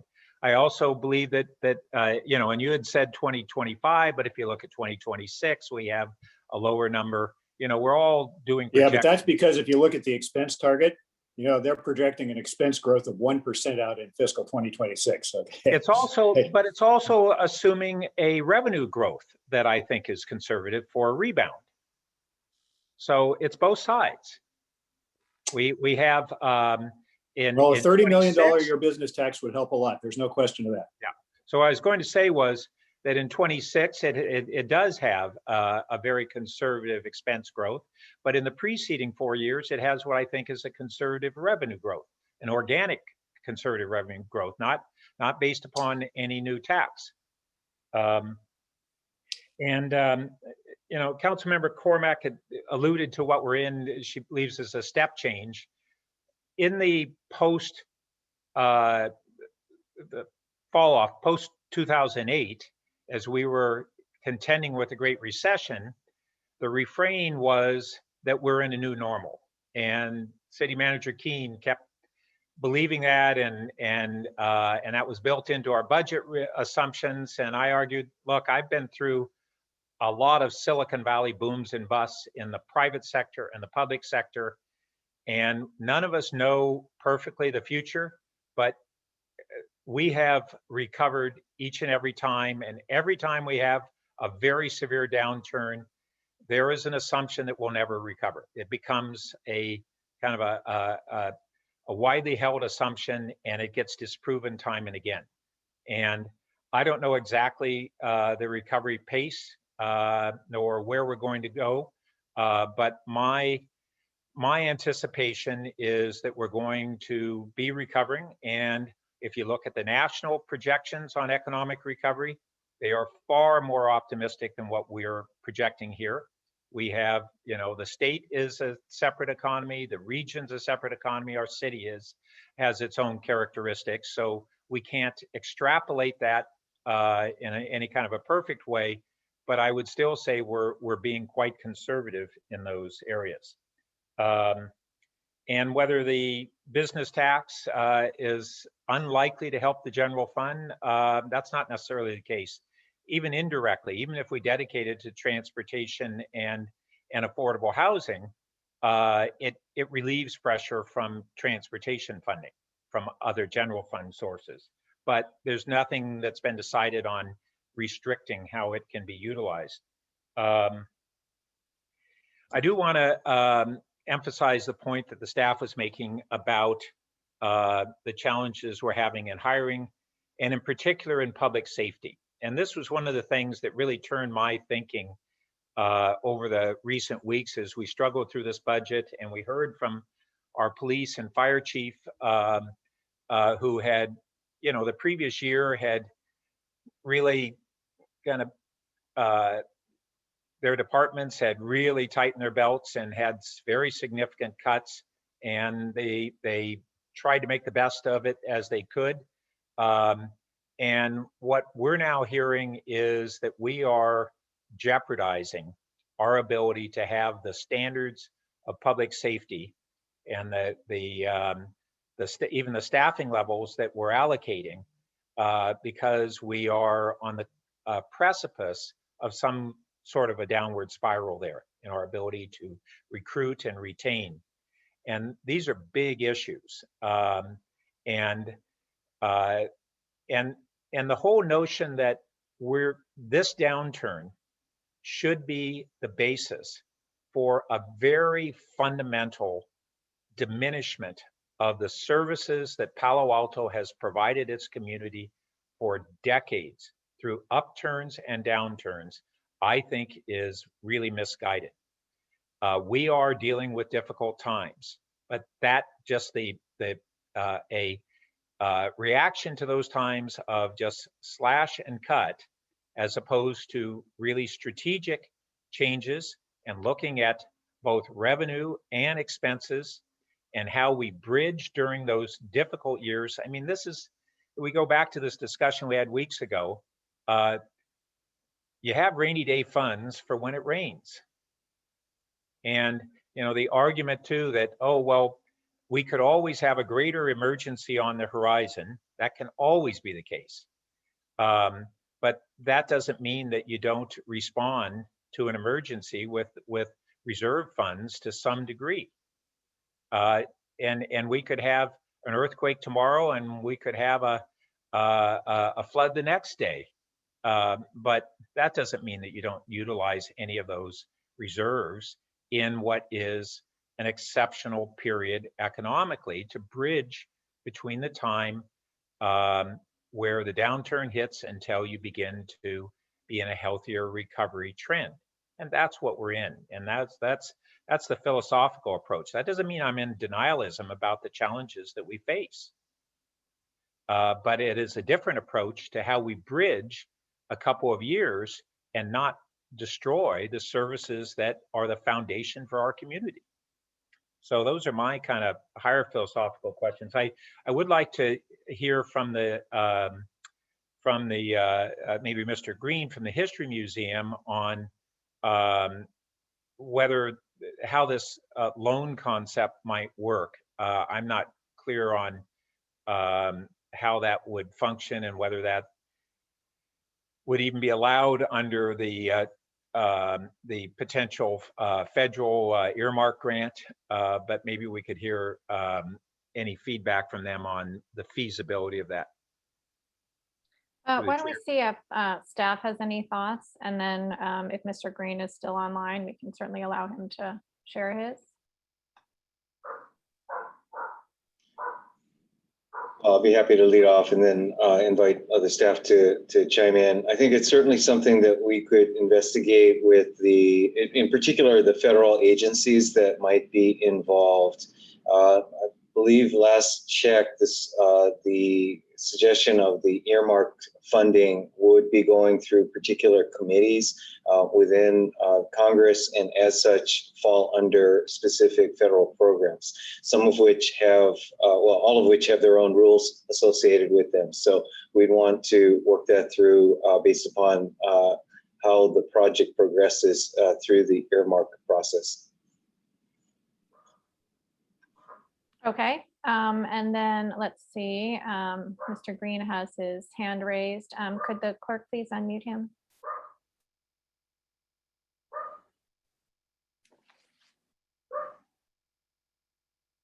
Mr. Green, you should be able to speak now.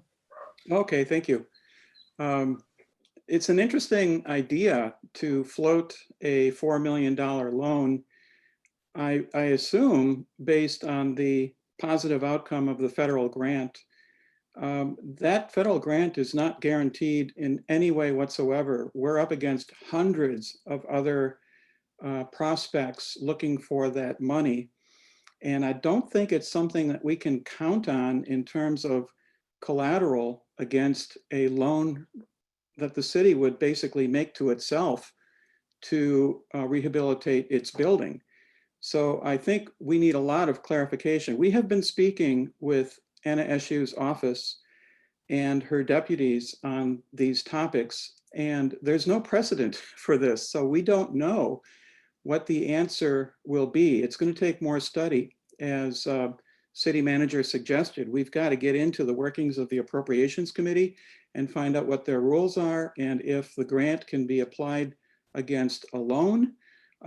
We do have some indication from Anna Eshu's office that the federal grant money, should it be awarded, which would be released possibly late 2022, but more likely in 2023, that it might qualify for continued capital investment by the museum for the museum build out, not for operations, not for staff costs, not for soft costs, but for capital infrastructure build out of the Roth building continuing into museum facilities.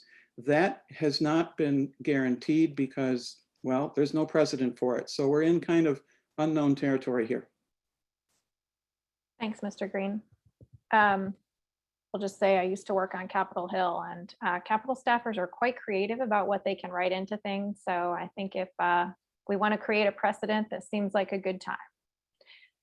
Okay, let's see, my turn. Back to the staff memo.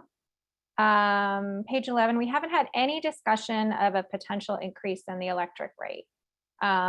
Would staff like to comment on whether or not they think this would be beneficial in terms of reliability or SCAP, or whether it's really primarily about smoothing rates? Director Batchelor.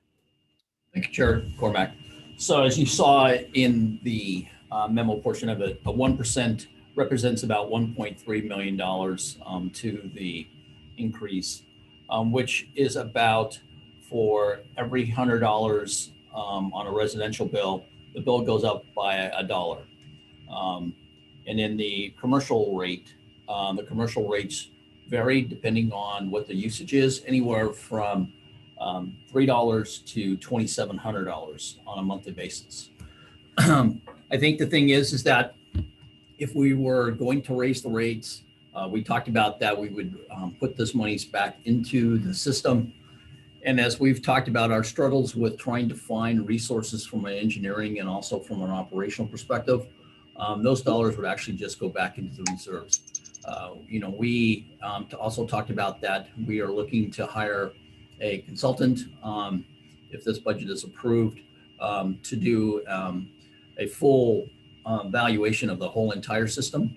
And then at that period of time, we can take a look at what areas need to be rebuilt. But I think right now, if we took this 1.3 million, it would go into the electric reserves, and it would just sit there for right now until we finish this evaluation of the system. Okay, that's very helpful. Thank you. I think if there were, pending projects we could accelerate, I might feel differently. But given that, I think, unless I hear differently from my colleagues with a different approach, I think that we can leave it at 0 for now.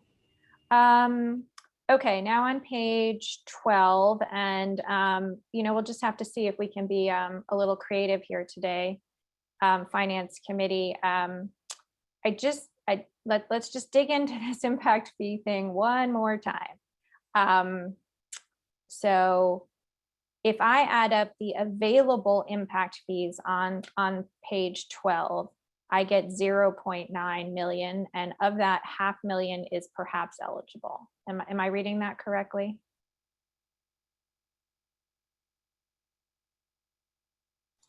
I think I'm taking the 0.5, the 0.1, and the 0.3, which are the available ones, presumably. right, and I think those are also eligible.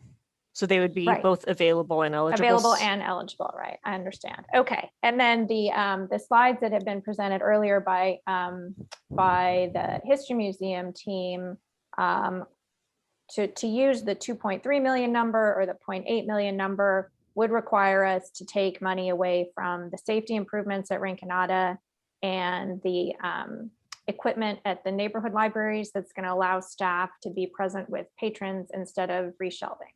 Am I understanding that correctly? That's correct. We'd have to find an alternative funding source or cancel those. Okay. I'm just going to remind my colleagues and the public that, I'll hold up the Polco survey again, like I did yesterday if I have to, but,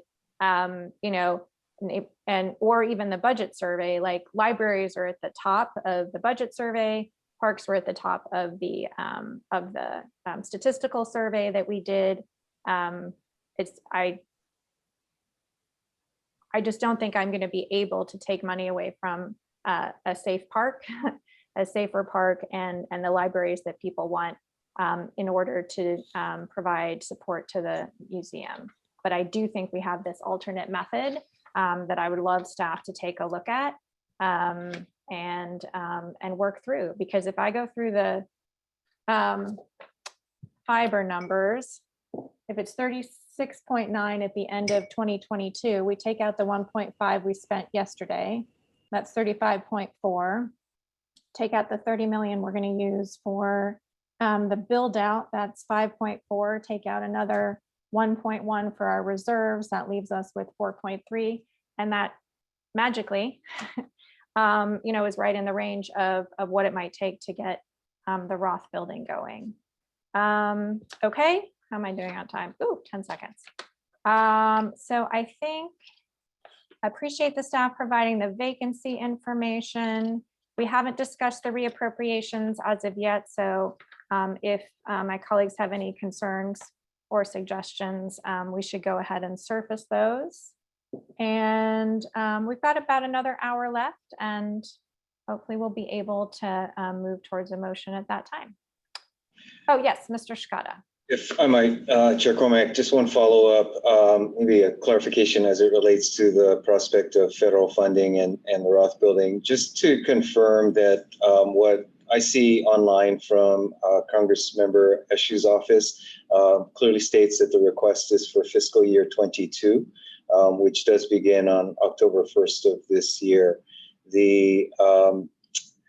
Let's see, so that said, if the committee and ultimately council did want to consider a loan related based upon the decision, I would expect it would be prudent to not actually expend the funds until you get into that fiscal year, in which hopefully by that time Congress has acted on the fiscal year appropriations. So just again, in terms of timing, to reflect that it would likely mean no use of the funds until at the beginning of the federal fiscal year, or whenever the federal government makes decisions on the earmarks. That might be prudent. I agree. That would be prudent. I guess another way of thinking about it is if we went ahead and provided the loan and construction began, how would that make it more likely that the federal government would see us as a partner and want to support the project and bring it along to its conclusion, or something else? We could also decide as a council whether or not we're willing to take the risk if we made the loan and the federal government did not come through with the money, is that a risk that the council's willing to take in that particular fund?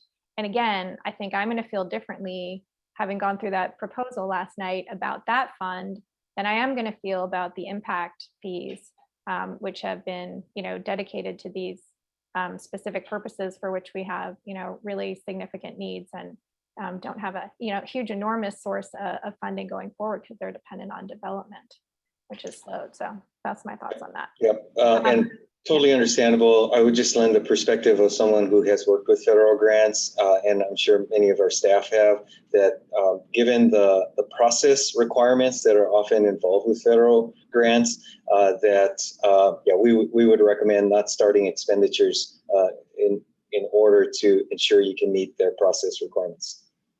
Okay. Councilmember Philseth, would you like to weigh in on this round? All right, Vice Mayor Burt. Yeah, so one of the things on first on the Roth building rehabilitation, first I want to share how I view this cold and warm shell rehab. It's a city-owned asset, actually an important one. It's one of the more historic buildings in our community. But either way, it's a city-owned asset that basically is very unlikely to be able to be demolished.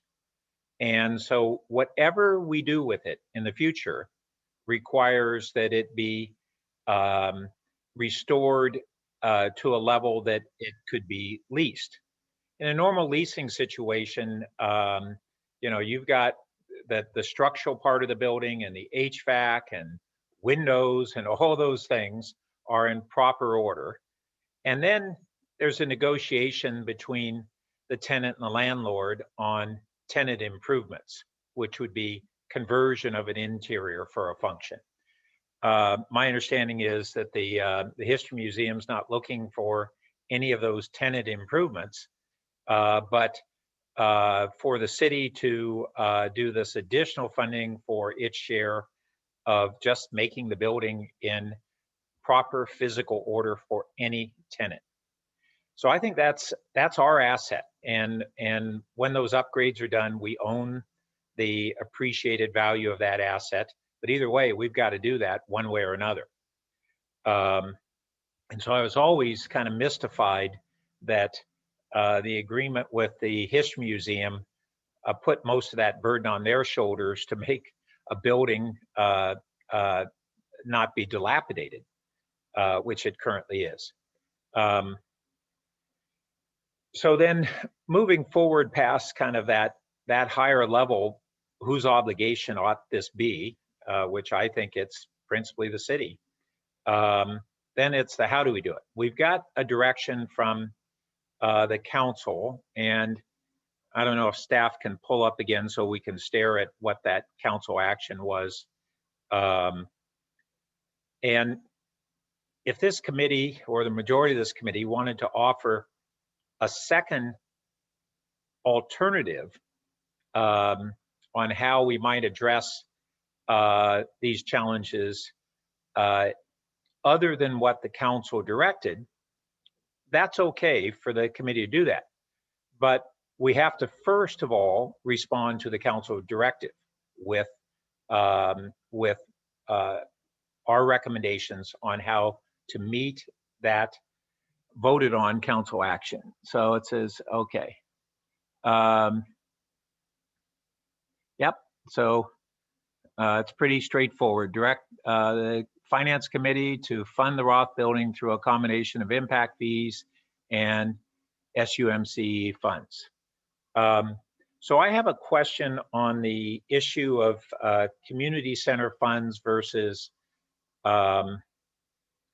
the parks funds, and this goes into what's available on impact fees for this being a community center, and what portion might properly be from a park fund. That the restroom that would serve the park, I think is the one portion that is legitimately a park fund fee, but the rest should be a community center fund. But we somehow did a shuffling of dollars and utilized or allocated community center funds for the Rinconada Park upgrade because there was some nexus to I think the Junior Museum. Director Eggleston did some explanation, but frankly, what I really want to understand is, can we unravel what was kind of a bridge approach of using community center funds for an intended park restoration, and instead properly use the community center funds for a community center function like the Roth Building, and park funds for the Rinconada.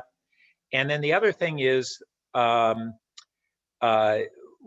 we've kind of talked about these funds as if they're stagnant, but they continue to be added to, and then projects use them. So I also don't think I've heard what's the projected incoming amounts to these funds in the next year or two. So if staff could explain whether we can unravel that use of community center funds for Rinconada Park and instead use park funds for that, which would enable or free up community center impact fees potentially for the Roth. Vice Mayor, but could you clarify which parks fund? The city does have a few impact fee funds that have to do with parks, as well as parkland dedication funds, and each actually have their own provisions associated with them. So, well, there was the Rinconada Park improvements, as I understand it, are scheduled to be paid for out of community center funds, correct? That's correct. Okay, As a but it's result of not a the community JMZ center. funding. It's a park. And there may have been some relationship on a minority of that project to the JMZ rehab. It had to do with the pathway principally around the edge of the new zoo. But we're talking about a complete rebuild of Rinconada Park. And that's a park use, not a community center use. And so what can we do a correction and a reversal of that so that we utilize one of our appropriate park funds for the park improvement and use community center funds for community center improvements, such as the Roth Building? So I'm not certain that's exactly how the transaction went down. We do have Director Eggleston to hopefully clarify some of this. I believe we did make a payment directly to the JMZ. Director Eggleston, can you clarify? Yeah, and I'm sorry, I've tried to speak to this a couple of times. It is kind of a confusing area. But I guess it might help to point out that the agreement between the Friends of the JMZ and the city had kind of city contributions to the JMZ project in several different aspects. So one, Vice Mayor, is what you just referenced, the pathway and the entryway to the park, where the agreement said that the city, through its own capital project, had committed to provide those amenities. But then separately, there were cash payments made to the project directly to the Friends of the JMZ by the city. And for whatever reason, the mechanism for making those payments came out of this CIP project. So there were cash payments that were really intended to be for the community center serving function of the new JMZ. And where we stand now is that those community center impact fees, or sort of reimbursing the project for those funds to build the actual park improvements. So I hope that helps. Let me, if I could just ask for clarification on that, Brad. One, the amount of the funds that were paid to the JMZ, do you have that? And you said reimbursing the project. I think it's reimbursing the fund, the community center fund. But in effect, do you have that? dollar value? I don't have that in front of me. Okay. So what I believe, if I'm following the trail correctly, is that the Rinconada Park project was originally funded by the general fund. And in order to provide the payment to the JMZ as part of the upgrade, we took the funding from that general fund Rinconada Park and paid JMZ the cash payment with the understanding that we would replenish the Rinconada Park project with funding from these community impact fees. Now, what I would say, Vice Mayor Burt, is there are two parks funds. So that's why I think staff is also trying to gain clarification. There's a parks impact fund and a parks dedication fund, each with their own regulations on how the funds can be spent.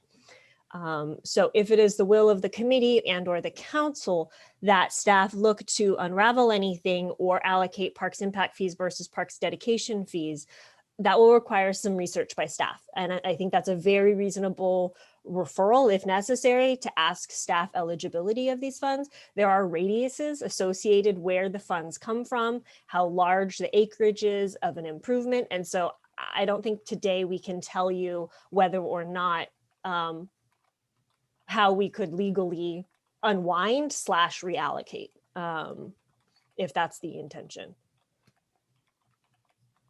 Okay. It is, I'm glad I'm not the only one who isn't quite clear on the complexity of it. Okay, so I think that may be something that we want to explore. I did want to jump back to the fiber optic fund because actually, you know, there've been this question of how much is in there, and when I thought I had seen a different number in the budget book, but when I see this, what we have in the current budget book, I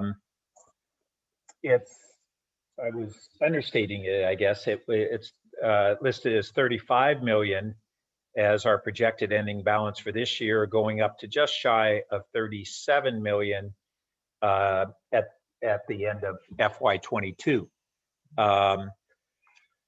So by the end of this fiscal year, we'd have 7 million above what we've built into the business plan to build out the fiber system. And if I understood staff correctly, the stabilization reserve should be $500,000 to $1 million, rounded up to the million. We would actually have $6 million that would be beyond what we're tentatively allocating toward the fiber build out that we discussed last night. That's not an insignificant amount of money. And when we're looking at essentially a 2-year bridge this year and next year to how do we retain services while we recover, I think that that's something that we should really be looking at, and putting that perhaps into a recovery reserve along with a few specific things that we may want to today put into a parking lot for the council to look at on any additional restorations from FY21.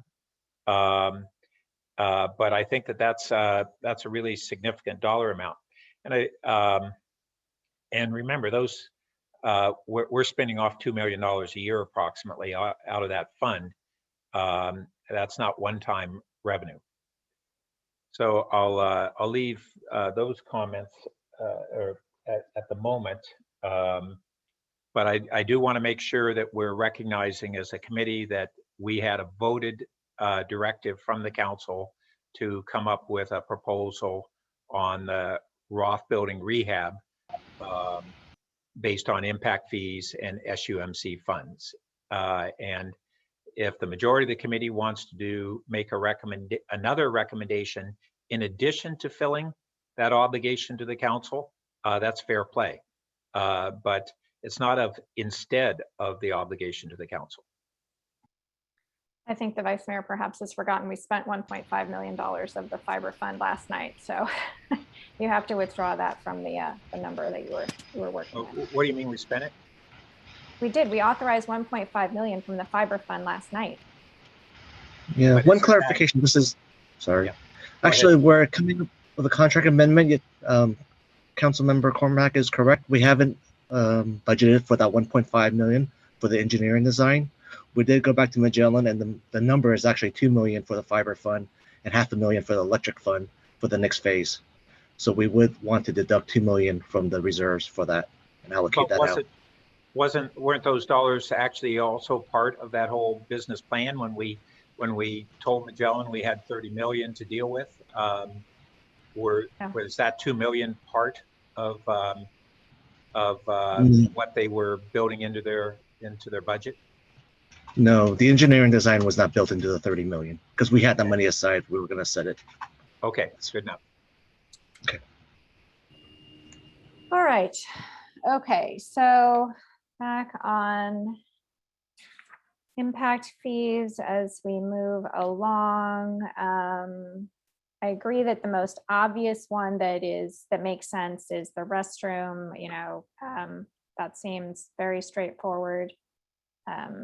I'm not sure if we need additional library space in the Roth building. I haven't heard any demand for that. And when we do get to the lease, it'll be really important to understand who's staffing that, what are the hours, are they going to match that, et cetera? What are responsibilities for utilities? I think there's a lot we're going to have to sort out when we get to the lease on that.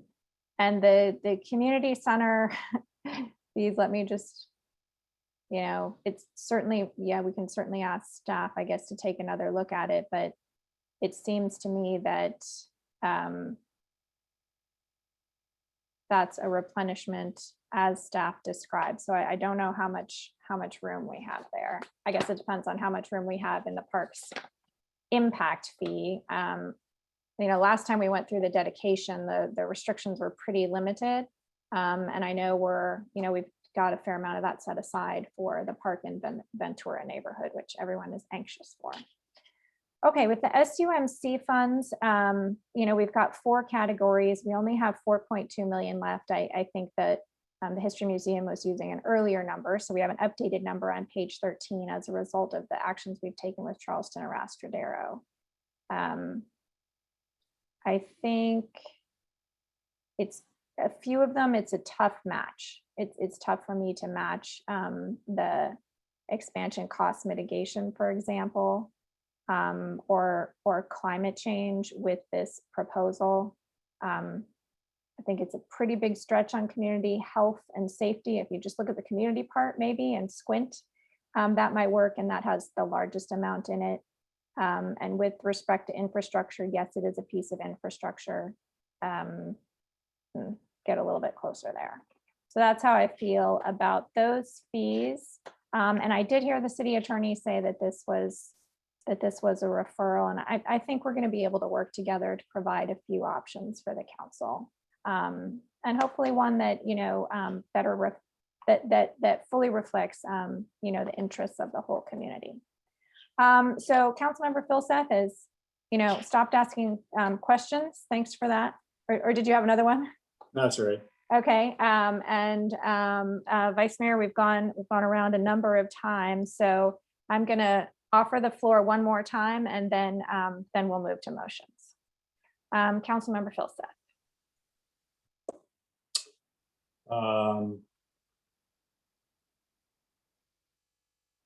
I think all these mechanisms to fund the Roth building are within bounds of reason. So. All right, Vice Mayor Burt.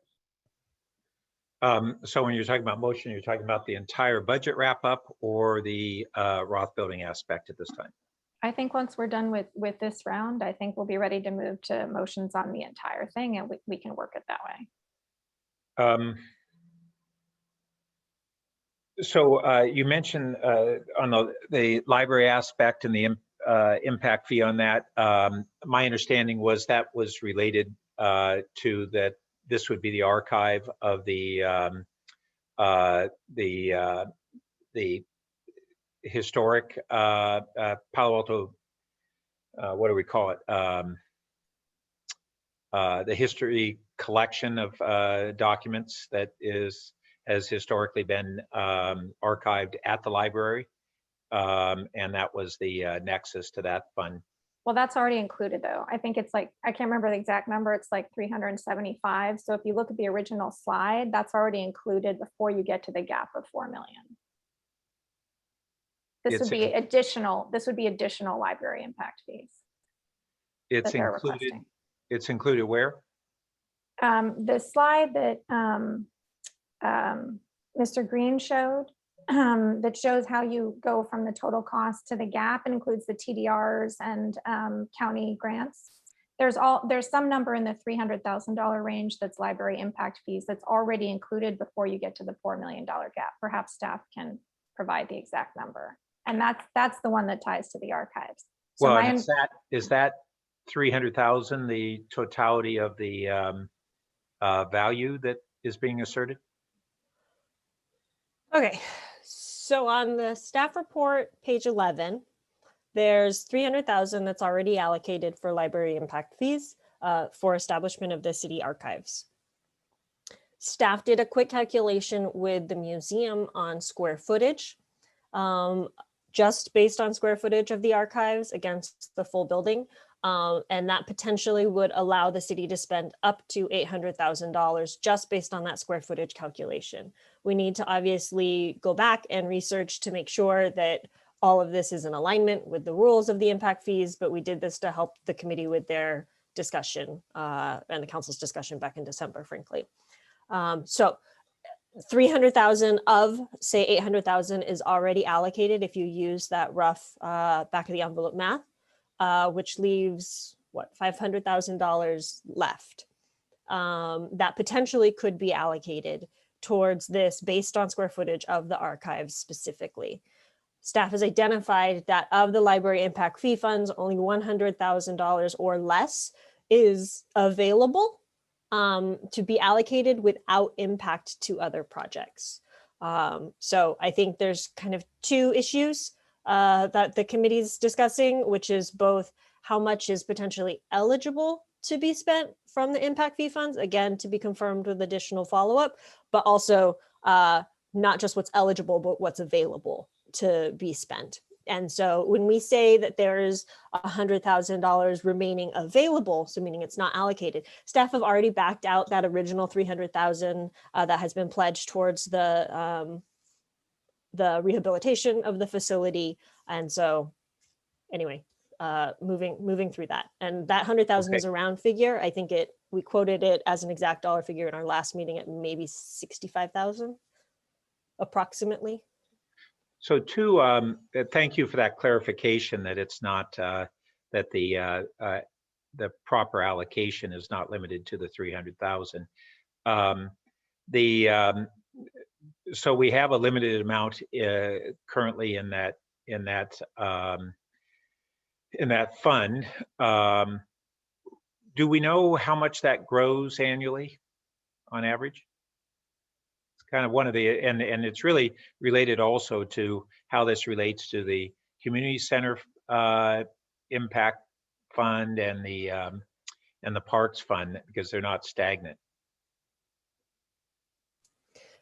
So in 2020, that fund grew in terms of fees collected by $46,000. Okay, so about 50,000 a year. And on the parks or community center fund, what? Well, actually, we just increased significantly the park impact fees and community center impact fees. So I guess I realize I should be reframing the question. Based upon the new impact fees, do we have a rough estimate of how much those will be growing as well? At this moment, I don't believe staff have that at our fingertips. For reference, Vice Mayor, the community percentage increases on those, do you recall what that was? Director O'Kane, do you remember what the percentage increase was? Sorry to put you on the spot. I also can say the community center facilities in Luffy collected, in terms of fees collection, about 130,000, 134,000 in FY20.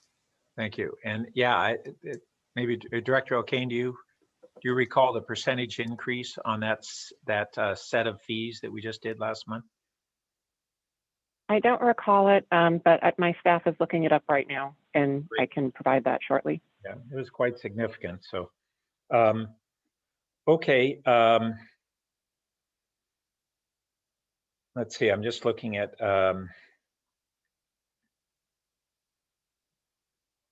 On the restoration. So on the fiber fund, so if we do subtract the 2 million, but we do it from our anticipated FY22 end of year balance, then that brings it the surplus amount to 5 million minus a 1 million for the reserve, which was a $500,000 to $1 million range. So that's rounding up. And that would then free up 4 million to be spread over 2 years. Not to mention what now sounds like it's a $700,000 adjustment on revenue from the golf fund. I will, as we were talking about revenue adjustments too, all of these are best estimates, informed projections.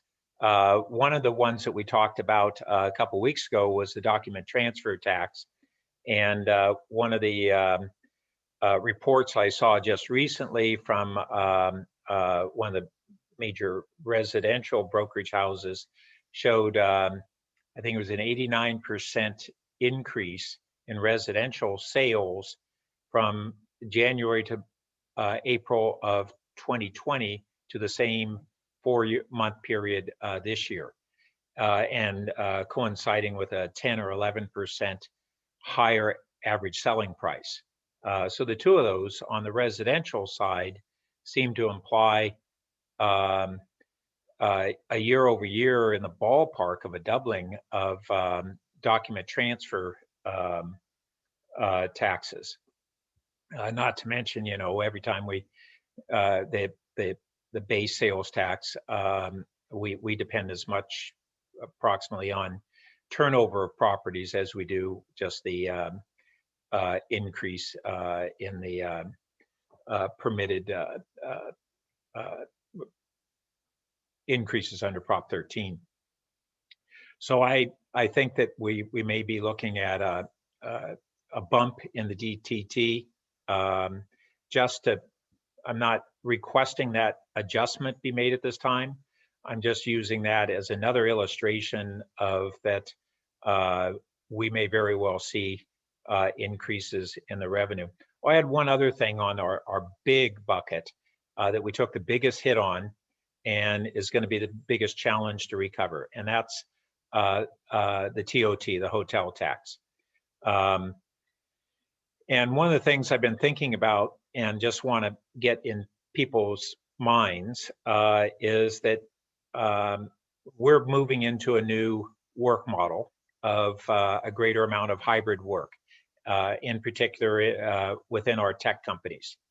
And there won't be one single model that's adopted, but certainly within that is an anticipation that a good number of employees have moved outside of the area that is easily commuted, and maybe coming into work a couple of days a week, and a percentage of those are not going to commute those couple of days a week. They're going to actually go into hotels. And then we've got another model where folks who have really moved outside the area but continue to work in those companies may come in a week a month, and they're going to be more likely in extended stay hotels.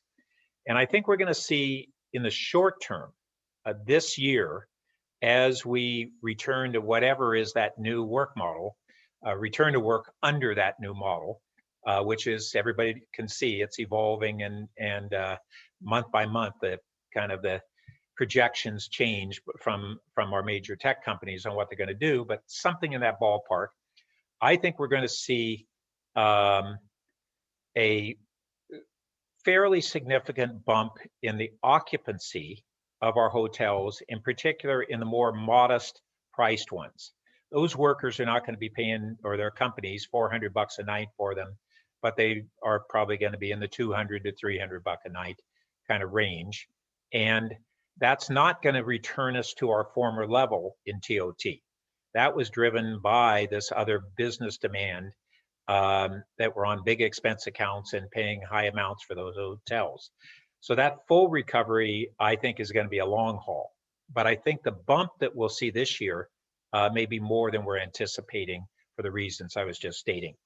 So I just want to offer those thoughts on some of the areas where we're headed on revenue, at least in the next year or two. That's not a projection for the long term. I remain moderately confident that we will have a full recovery and probably more along the lines of scenario A than the B that we selected, which was the conservative 5-year recovery. So I just want to put those things out there. I know that my colleagues on the committee seem to have a somewhat different perspective on the recoveries, but I wanted to put that out there on the record because that's what roughly I'm anticipating. All right, could staff please bring up the recommended motion? And while that's happening, I wonder if I could ask the city attorney just a quick question, procedural question. Sure. Thank you, Ms. Stomp. Hello. So I'm trying to figure out how to navigate this. So let's say hypothetically, we have a proposal to fund the Roth building using some combination of fees. In the event that that fails on, let's say, a 1-2 vote, if someone who voted against it, is that person then able to ask that it be revoted on? Because they were in the majority? At the committee? Yeah. I mean, sometimes we do this at council, right? There'll be a not unanimous vote and then someone will ask for a revote. So I'm trying to understand the components of asking for a revote. Right, your rules provide that an item can be reopened during the meeting in which it was voted on, but only on motion of someone who voted in the majority. Okay, so and if the purpose of this is to prevent a minority from continually recreating the question and you get caught in an infinite loop. And does this apply to a segment of a motion or only to the entire motion? The rules aren't clear on that and don't speak to the committee process either. You know, whatever the committee does today, obviously, just to speak at the highest level of generality, all of your actions today are recommendations to the council, and something only becomes a part of the official action if it ultimately gets 4 votes at council, obviously.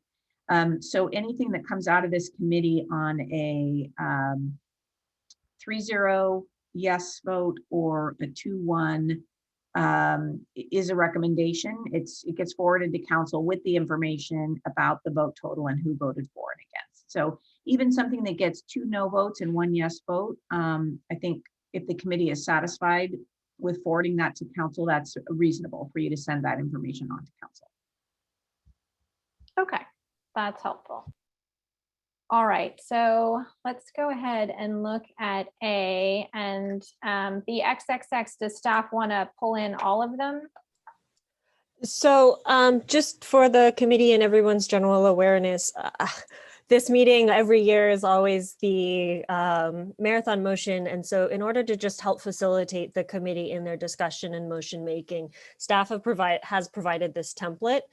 So obviously the committee members are welcome to adjust it as you see fit. A right now, as it's listed, recommends the proposed budgets that were transmitted to the committee and the council on, April 30th, as amended by the At Places memorandum that we've been discussing today, which details adjustments in section 1 and section 3. And so what would be detailed out under the little I would be any additional changes that the committee would like to recommend that deviate from what is recommended in section 1 and section 3 of the Staffs at Places memo. So again, it's a little funky, and staff will work to clarify all of this when it's brought forward to the full council. But this was just our attempt at trying to not require the committee to list the 2 pages of restorations that the committee and the council have tentatively moved, and allow it to be summarized with some additional changes that the committee may wish to make.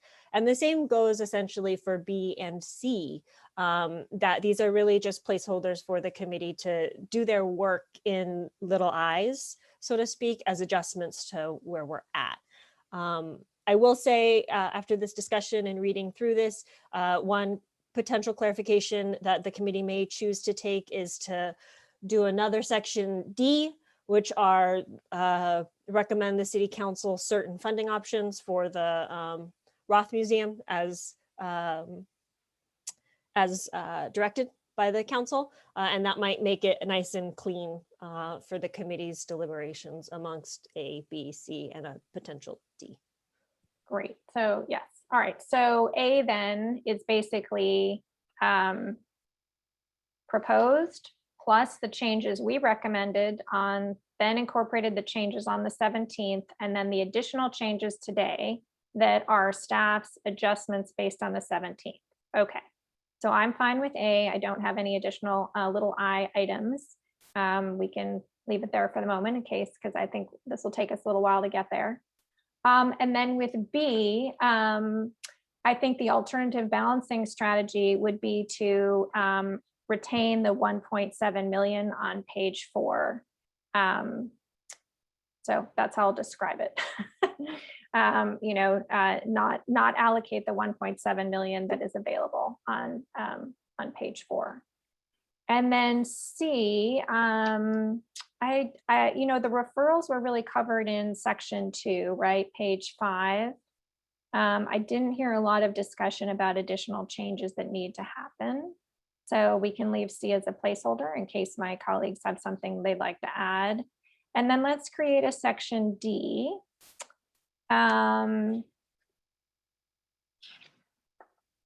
Which is direct staff to prepare 2 scenarios for refurbishing the Roth building. And then we can have little, I's and II underneath it.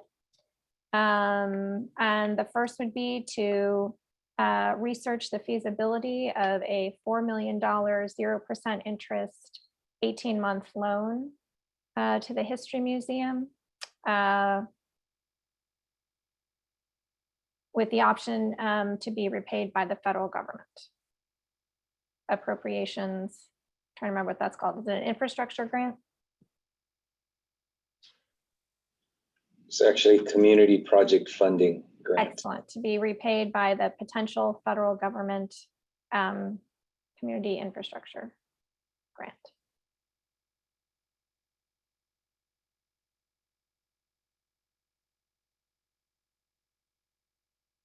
And I'll wait while we spell check.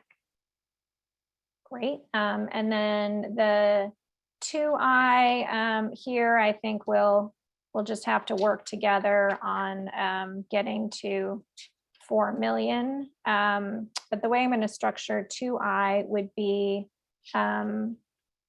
utilize $2 million in SUMC funding from the community and infrastructure funds, and utilize $350,000 in impact fees for parks for the restroom, and research the possibility of reallocating parks impact fees to the Rinconada PE 08001 in lieu of community center fees. I think I've captured that. So why don't I pause and see if there is a second? And I think given the context, happy to take a few questions if that's necessary in order to get moving forward.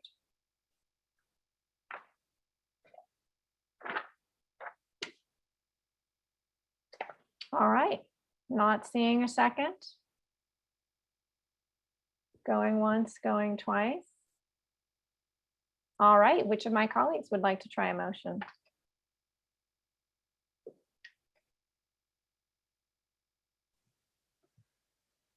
Well, I'm still digesting what you're proposing. And I will say that I think this is a really important set of actions. We had our meeting scheduled for this morning and this afternoon. At the outset, the chair anticipated that we'd wrap everything up by noon, and maybe we will, or just running over there. But I don't want to rush an outcome at the expense of us being really thoughtful and having the discourse that we should have to make our best recommendations that we're able to.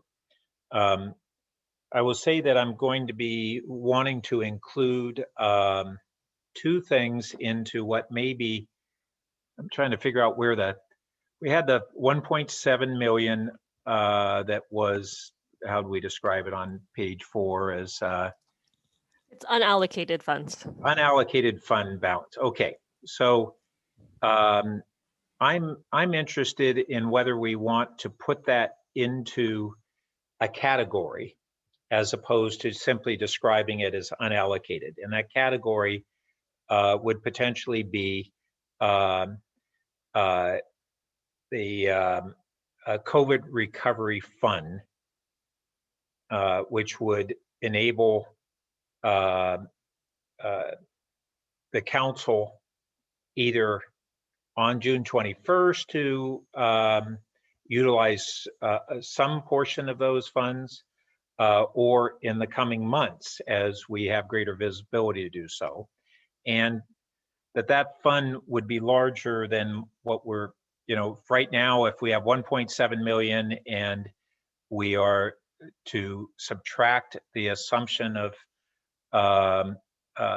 labor concessions, that leaves 0.1 million. But if we add back the 700,000 from the golf course that has been identified, 500,000 this year and 200,000 next year, which I think is a conservative projection. And I want to propose adding 4 million from the fiber fund, split between 2 million this year and 2 million next year. Then that would leave us with 2.8 million in that COVID recovery fund, which sounds like a sizable amount, but is still a small fraction of the service cuts that were done last year. So even if we spent all of that, we'd only restore a fraction of last year's cuts, which others have correctly pointed out, the community is just starting to experience. We have the children's library that is only going to be open 2 days a week under the restoration we did. We have still deep cuts to fire and police and code enforcement and the Arts Center and other branch libraries and the Children's Theater. And so those $2.7 million or whatever are certainly not going to replenish even the bulk of those cuts. But it could allow us to restore some of them. And so those are elements that I'm going to be interested in the motion. I'm not necessarily opposed to the aspects that Chair Cormack has in D. I'm skeptical of D1 and its feasibility, but open to hearing more research on that. And does D2 fully meet the council direction? Is it intended to If that's a question for me, I heard staff Yeah. say that it'd be appropriate to look at reallocating the parks impact fees. And also, while I have the floor, I neglected in DI to say 18-month loan from the fiber fund to the museum. So that was my specific intention there. But we'll let staff see if D2, again, I heard the city attorney say this was a referral. So I think continued work is probably appropriate, but staff may wish to weigh in.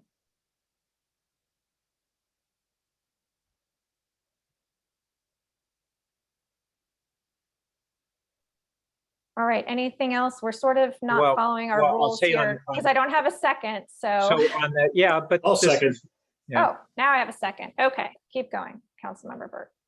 Okay, and this is a small committee that and that can operate in a less formal way, and so floating an intended motion and having a discussion about that before it gets formalized is not unreasonable. So now with the clarification you just offered on DI, Yes, that would sorry, be if the clerk could just reflect that 0% interest, 18-month loan from the fiber fund to the museum. That way everybody will be looking at the same thing. My apologies for interrupting, go ahead. And if that loan, we have 35 million going to 37 million in the fiber fund. And we just authorized 2 million out of that. So we have almost that much remaining. If this loan is one that is separate from utilizing the surplus from the fiber fund that I was talking about to be put into BI, then I'm okay with that consideration. If the intention is that it's either or, then I wouldn't be supportive of it. Okay, did you have any other comments on the motion? Well, I'm looking for a clarification on it.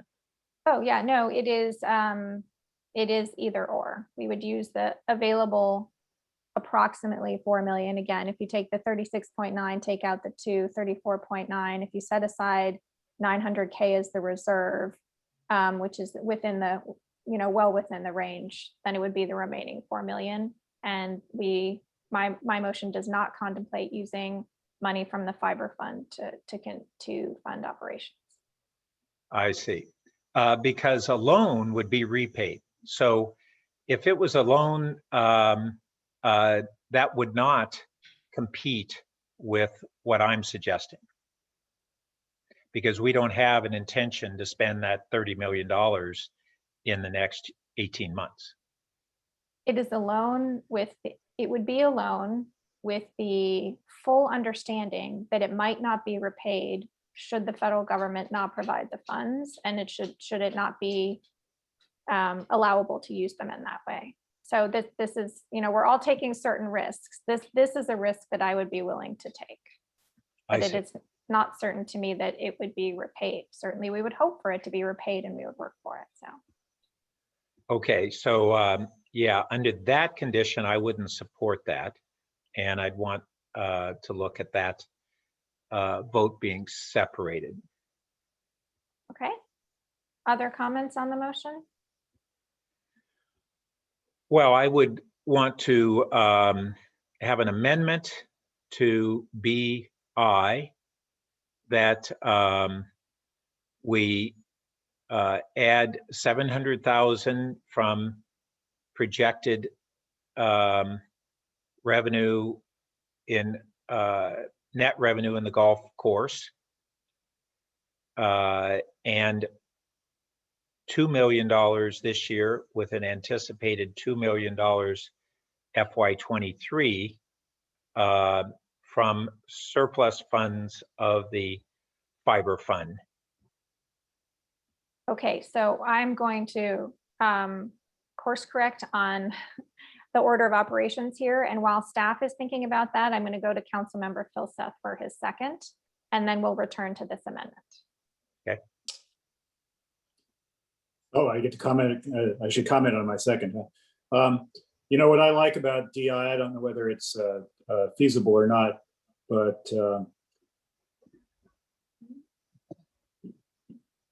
you know, if that's doable, it sort of guarantees that if we get the federal money, we can use it, right? And I would hate to get ourselves in a position in which, for whatever reason, you know, we've already funded the Roth building some other way, and money from the feds that's dedicated to the Roth building can't be used for the Roth building, or at least important stuff for the Roth building.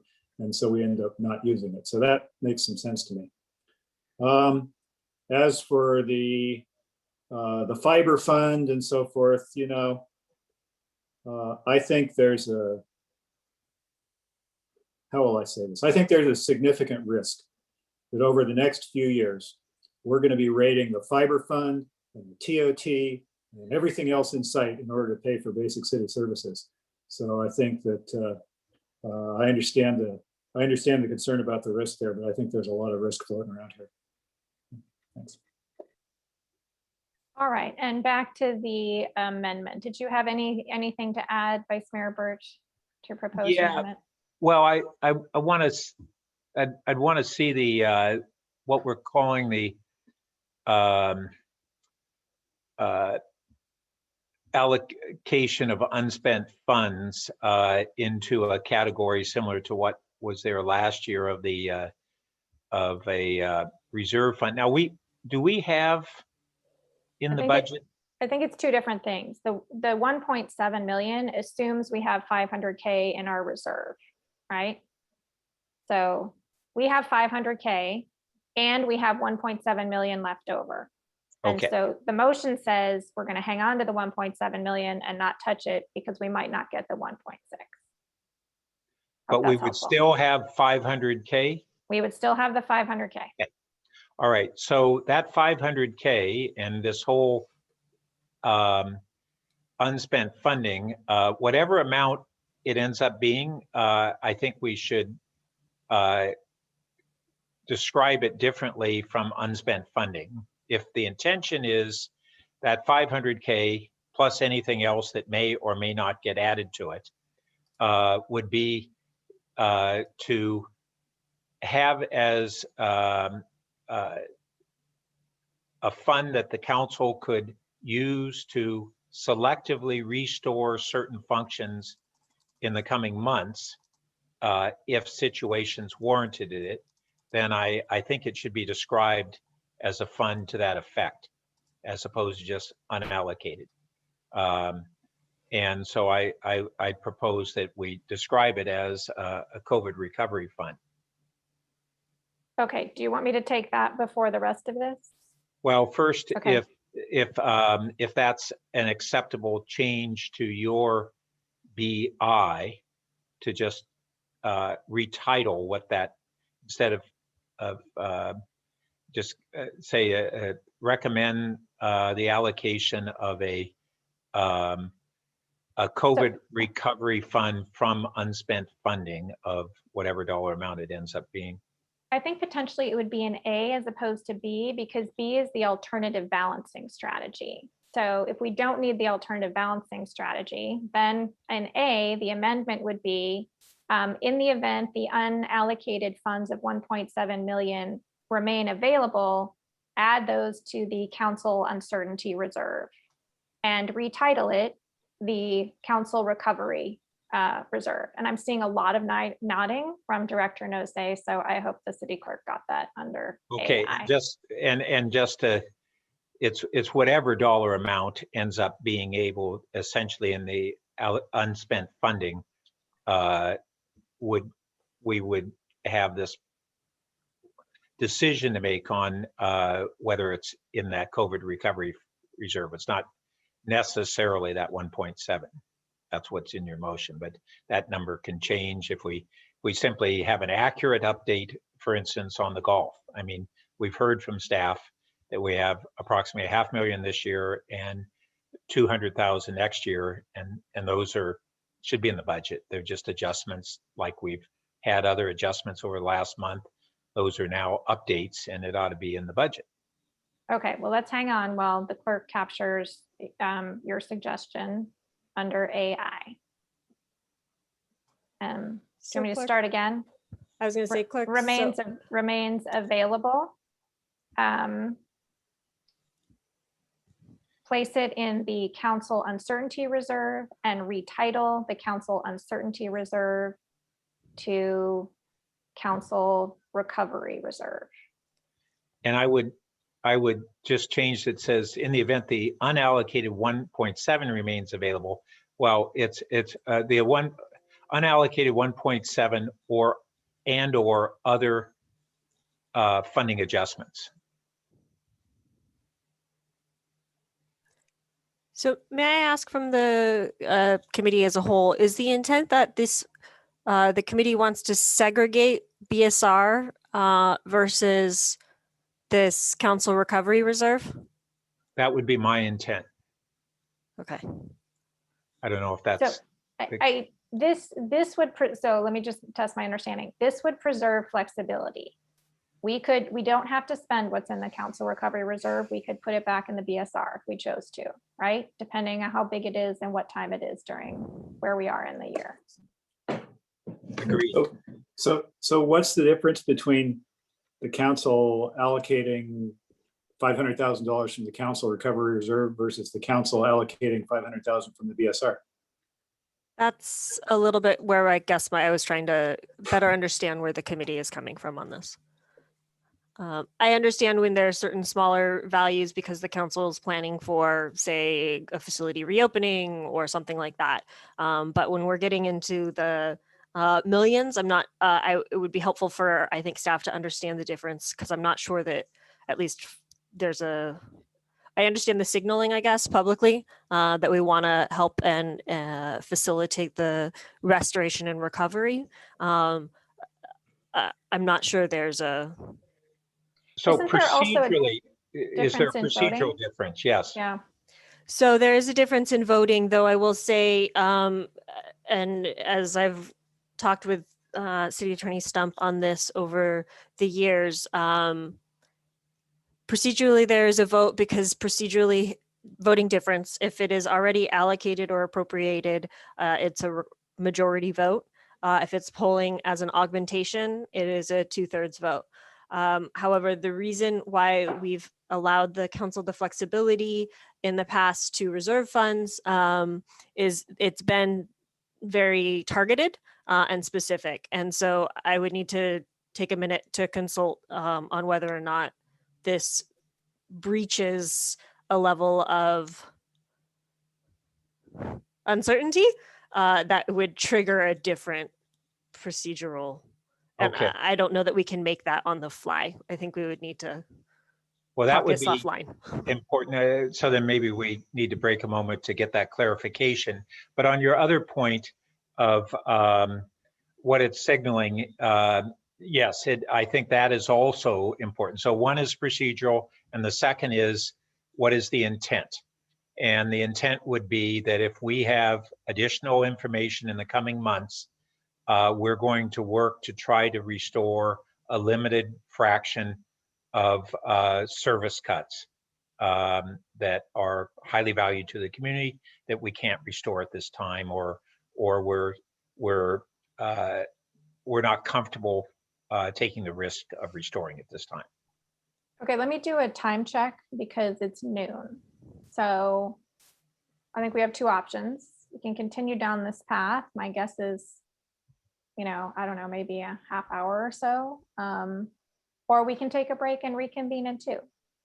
So thoughts from my colleagues, and then I'll turn quickly to staff. You're both unmuted. You want to keep going or you want to break and come back at 2? I'd power through. All right, Vice Mayor Burt, willing to power through? Yeah, I'm okay. That's assuming staff needs a brief break to confer. Is that correct? Well, let me just check with staff on whether or not they want to power through. Yeah, what staff want to do, yeah. If we're not powering through, then they're going to get more than a brief break. Well, and I will ask you to consider whether your half an hour is likely, but I suppose no one really knows for sure. So that's it. If the clerk gets that 5-minute timer up there, maybe we'll put it on 3 minutes and we'll have lightning rounds of amendments. So. All right, Director Nazay. Would you like a break? You can say if you'd like a break. If it's truly a half an hour, I would say power through. I guess to City Manager Shikata's point, I suspect we might have a little more than 30 minutes ahead of us. But if I'm wrong, then happy to power through. But it'll be we too had late this if you're wrong. scheduled to reconvene at 2. Yeah, if- I'm gonna suggest that we recess. Everybody gets some lunch. Staff takes a look at the question that was just raised, and we reconvene at 2. I'm gonna do a very brief. Is there anything that my colleagues want us to, any of us to think about, or staff that we have not already surfaced? Is there anything new that you want to surface now? Because I don't want to be taking a break again after 2 o'clock.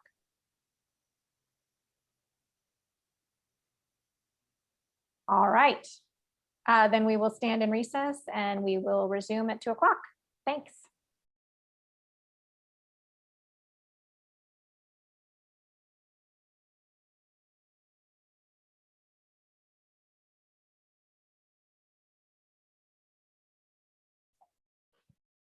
Welcome back. Thanks to my colleagues for being prompt. Hope everybody had a chance to eat something, get a brief walk outside. Turns out it's a beautiful day. I'd only know that like from our screens on Zoom. All right, so why don't we give staff an opportunity to circle back on some of the things we talked about, and then we'll get the motion back up and pick up where we left off. Thank you, Chair Cormack. And actually, I am looking for the email with the motion on it.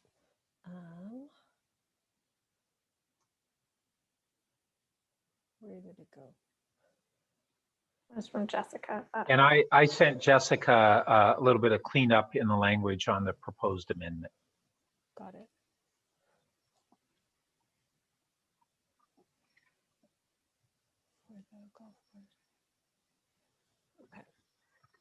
Okay.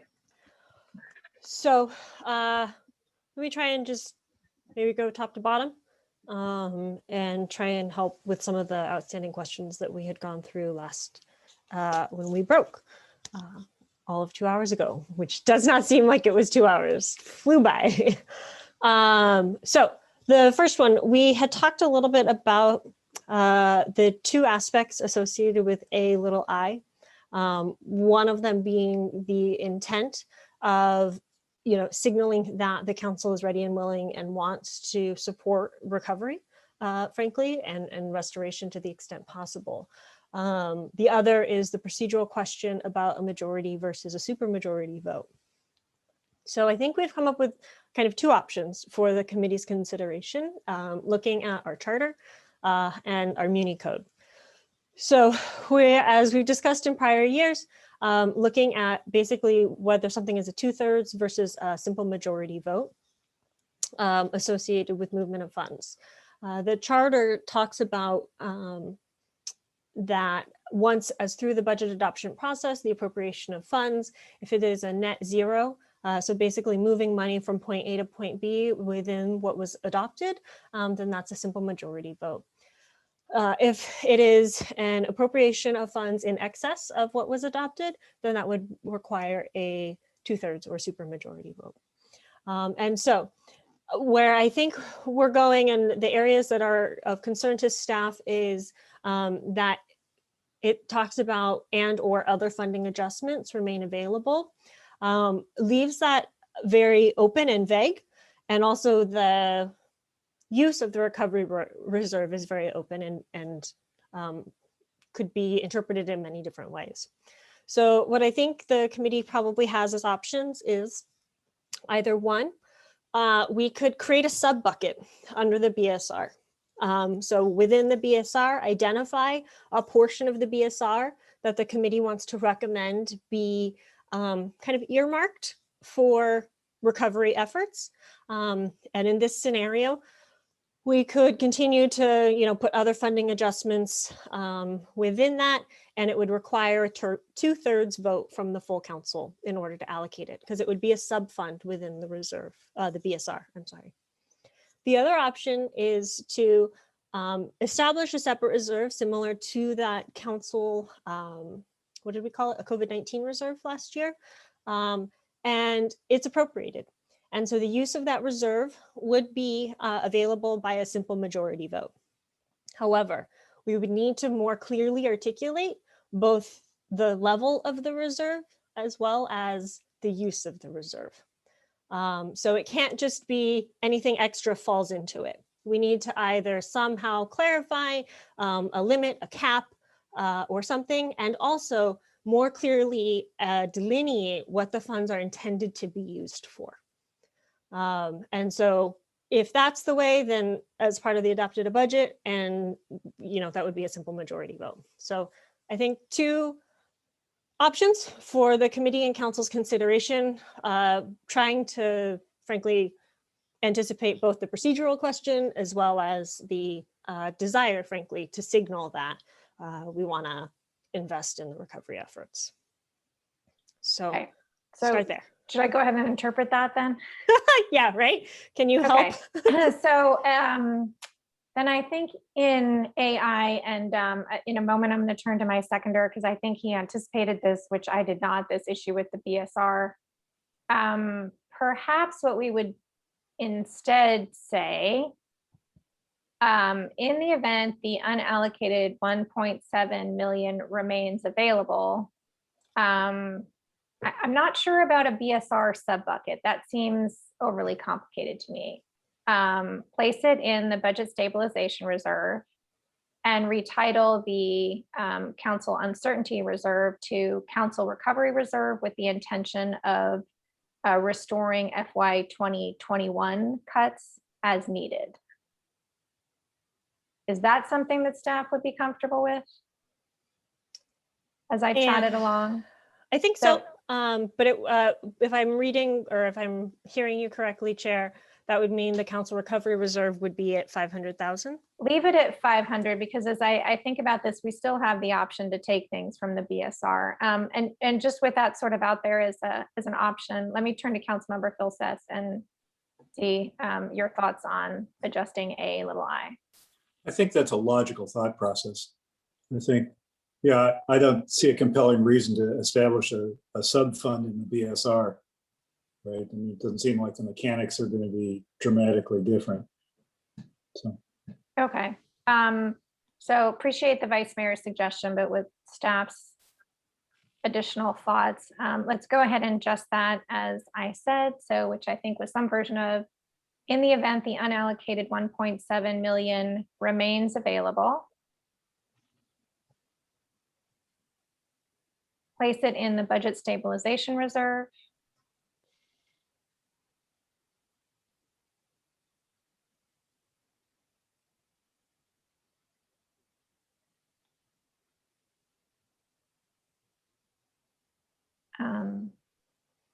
And then you can delete the part from there to the word retitle.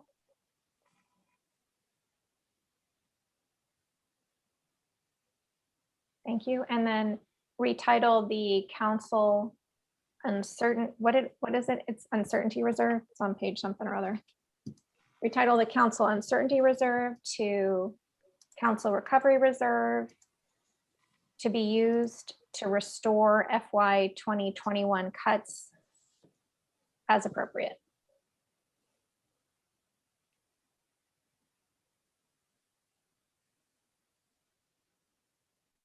Okay, staff okay with that? And Councilmember Philseth? Yeah, I mean, you want to use the uncertainty reserve to go back and restore stuff that was potentially restore stuff that was cut last year. Again, I think there's a very high likelihood we're going to be cutting it again next year. So I guess it doesn't really do any harm, but. I think the point is last year we weren't certain what was going to happen. And this year I feel like there is more certainty that we would like to restore some things. I'll just say personally, it's my own opinion. I'm going to be unlikely to be willing to use this money until we have higher revenues. Do you mean, okay, yeah. Right, so we'll have to make that decision when the time comes. Understand. At the council level. Okay. Yep. Let's keep going. Let's go all the way through it, and then I'll come back to Vice Mayor Burt. for the amendment. Okay, anything else in here staff wants us to rethink? So I think as part of item D, researching the feasibility of the 4 million in terms of an 18-month loan for the museum and potential federal funding infrastructure. I'm not sure that the option would be to be repaid by those federal funds, but so I'm not sure that we want to be so specific in it, since I'm not sure, obviously with federal guidance, whether or not we'd be able to use those funds for specific repayment. But I would say an 18-month loan with potentially a provision for forgiveness at a certain point in time at the discretion of the council. And so again, just trying not to tie it directly to the federal government funding as the repayment mechanism, which would allow the city to establish a looser agreement with the museum and frankly adjust for what the federal funding may have restrictions on. So that's Okay, one so piece. instead of saying with the option, it would say with a forgiveness option. Mhm. All right, and yet everyone has heard the discussion. Okay. Well, and I think with a forgiveness option, depending, you could say something like depending on receipt of federal government funds. Perfect. Depending on receipt of federal government community infrastructure funds. I think it's, I can't remember the right name. I think I got it from city manager. Community project funding. Yes, sorry. Thank you. And then in the latter one, DI little, two little eyes. Why don't you hang on a second? Let's let the clerk catch up. Yeah, we're just going to delete the last part of DI. Yep. Great. Okay, go ahead. When I did the calculation, the 2 million SUMC funding would require use of funds from either the mitigation fund component of SUMC and or the climate action bucket in the SUMC. And so just hearing the discussion from the committee, if your intent was to use either of those two buckets, the 2 million works. However, if not, then it would be 1.85 million. And that would be from the Community Health and Wellness Fund, as well as the Infrastructure and Affordable Housing Fund. And just so everybody is aware, part of the reason for that is if you notice there's a line that's negative 0.18 in that bucket. And so that is, we'll need to solve or cure that negative against the infrastructure bucket. And so staff is actually in the process of fixing that with the SUMC reporting. Okay, sorry. So you're saying community plus infrastructure plus what's the third one? That's it. Community plus infrastructure is 1.85. Okay, so what would the third component then be to get to 2 million? It would either be the expansion cost mitigation bucket or the climate change and sustainable communities bucket, at which point staff is not certain if this would meet the development agreement requirements for those. So what I'll say this, utilize 2 million SUMC funding primarily from the community and infrastructure funds. And that gives you the ability to research and find out what else might be eligible. Sure. And make up the difference. Okay. And then as we evaluate the parks funds, just want to be transparent with the committee on there are 3 components that we will be researching as part of the eligibility of this. One is obviously whether or not the funds are allocated for something. 2 is the legal requirements on both the size of the park that's being improved as well as the radius of where funds have been received per the codes. But also 3, the project itself needs to fall into the category of being eligible for impact funds, which means something new. It can't be just a maintenance or repair of an existing facility. So those are kind of the 3 qualifications that we'll look at and work to unravel based on that JMZ funding as well as the Rinconada Park. Okay. So from that perspective, then continuing to move down, just at the chair's pleasure in the amendment, the $700,000 from the golf course.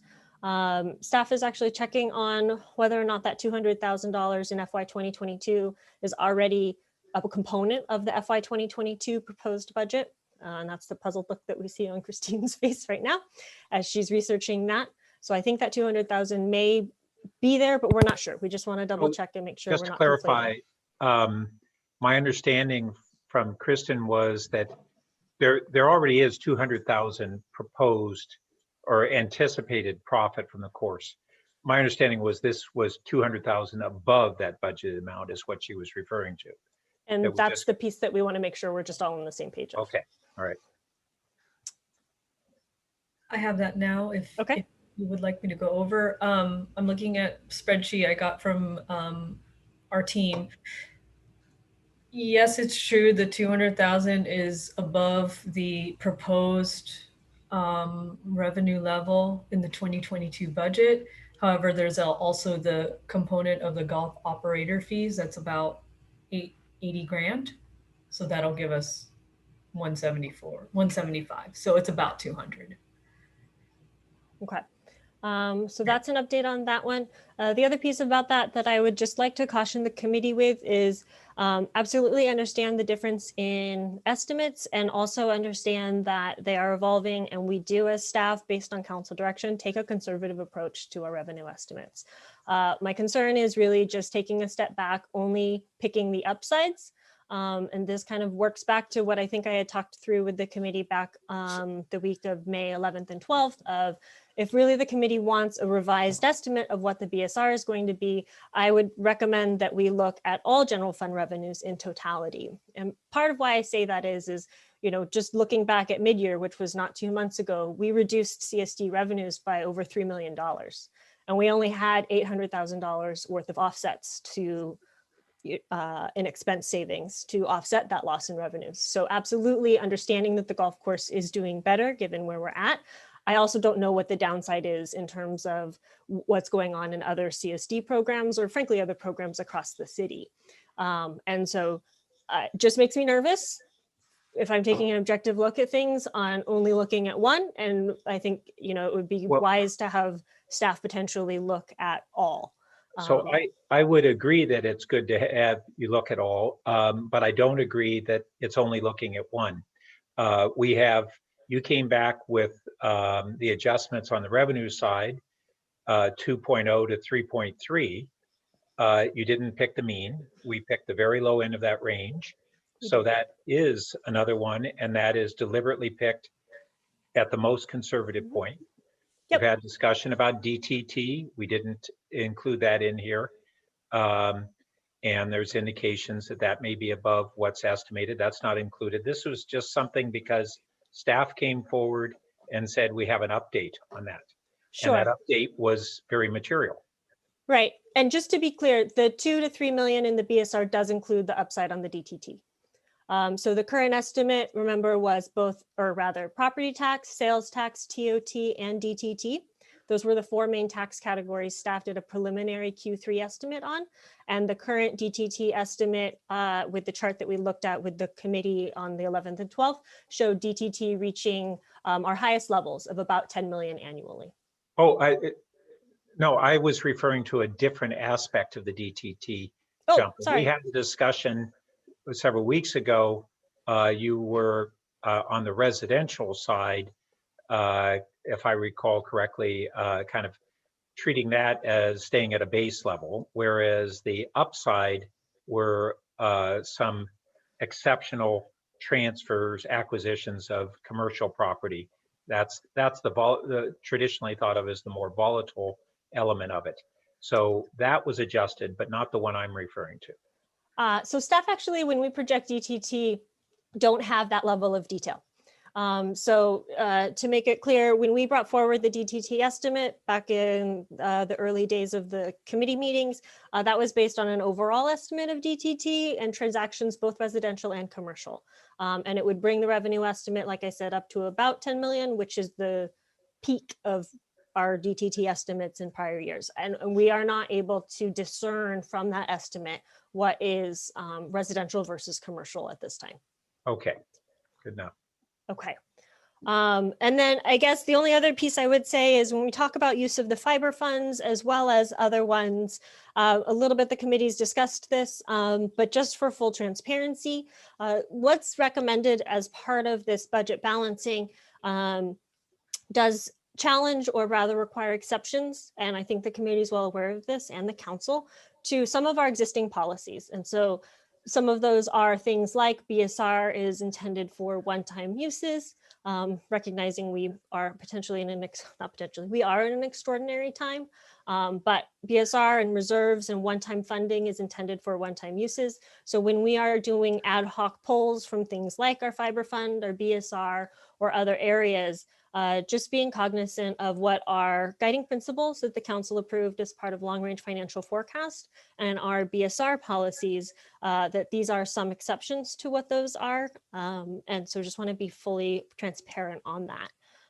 And so especially on things like fiber fund, one thing this committee may want to consider, and that staff has always kind of had in the back of our mind, is as we build out fiber to the home, establishing some sort of overarching policy or management practice associated with grabbing potentially or use of fiber funds is something that we would want to explore and include as part of any of a fiber to the home or build out of an ISP, similar to how we've done with electric and gas, establishing some sort of framework or annual, frankly, regular support. And so that's always been on the work plan as part of once we build this out. But just wanted to put that out there as a more long-term financial management practice for the committee to consider as well. Yeah, thanks for that. I was reflecting on that between last night and today as well, while I was thinking about this creative use that in the medium run, before we actually get real profits there, assuming the build out continues, we should be purposeful and thoughtful ahead of time about how we use it. Okay, so you've gone all the way through the motion? No, on the amendment, I still just want to. Sorry, I was checking with Miss Nozay, just to be sure she's completed everything she wanted to provide. I was going to ask Molly and Ed to chime in on anything that I might have missed. If I could just clarify for council, just really quickly, that with respect to the last thing Kylie said, what we were thinking we would do is in the council's ultimate adoption package will include a motion to make exceptions to any of your previously adopted policies where this budget represents a different approach. We'll actually have you make a motion to make an exception to those policies. So you'll see that. Okay. And the one other piece, I believe, back related to the updated estimates, to set some sense of time frame at which updated estimates would be prepared. And I think similar to what we did last year after the adoption of the budget, it was September, October timeframe at which we would expect to be able to respond or follow up with the council with any update in terms of actual revenues. So are you suggesting that be in CI, that be the timing that staff returns, or? We actually have a referral on that to City Manager Shikata's point.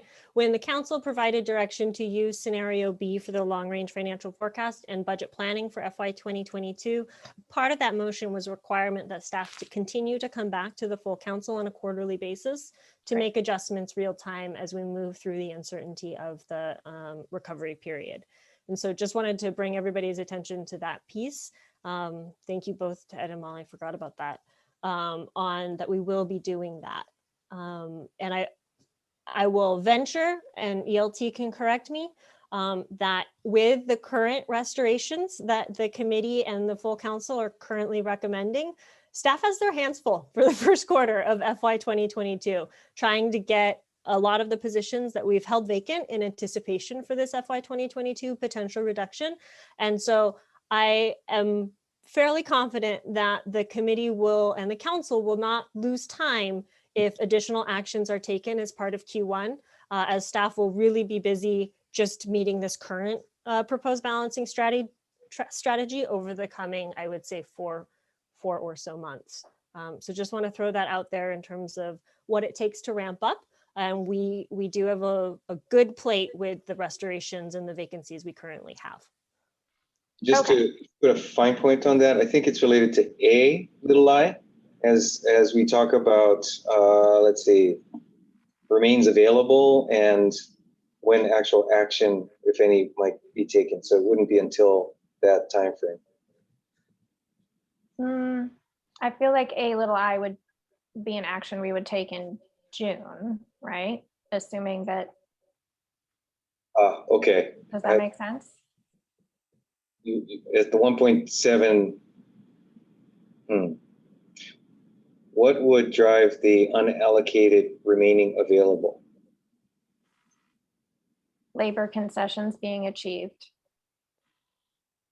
Okay, so that's what that refers to. Right. So A and B are sort of twins. Understood. Okay. Hopefully that's what other staff understood as well. I'll pause. Okay. I think so. So returning to the discussion on the amendments first, and then I want to speak on some things on the main motion. The whole premise, first, I think it is worthwhile to clarify policies going forward. I would not agree with the premise that a pandemic is not a one-time event and the response to it. And that's been my approach through this process. That remains my thinking, and I think that's the appropriate way to view what's going on. But then back to the main motion, this relationship between A and B, as I read them, I don't know if it's going to be clear to the council and the public what's being conveyed here. On the surface, it looks kind of somewhat duplicative between the two. I think that there is an intended nuance of difference there, but I just don't think it's very clear the way it's written. Okay, so maybe since B is really a if-then situation, maybe we just say place the unallocated 1.7 million in the budget stabilization reserve. I'm wondering actually if we combine them. I see the committee's points all around. And if we make I, essentially B and say, in the event the city is unable to, or the city and the labor groups do not reach agreement on labor concessions, allocate unspent funding of 1.7 million, identified blah, blah, blah, to that, and then make two I's in the event the unallocated remains, place that, whatever remainder is, let that go in the BSR. So it'll all be within one. And you can just say that the alternative is, either use it for BSR or use it for concessions.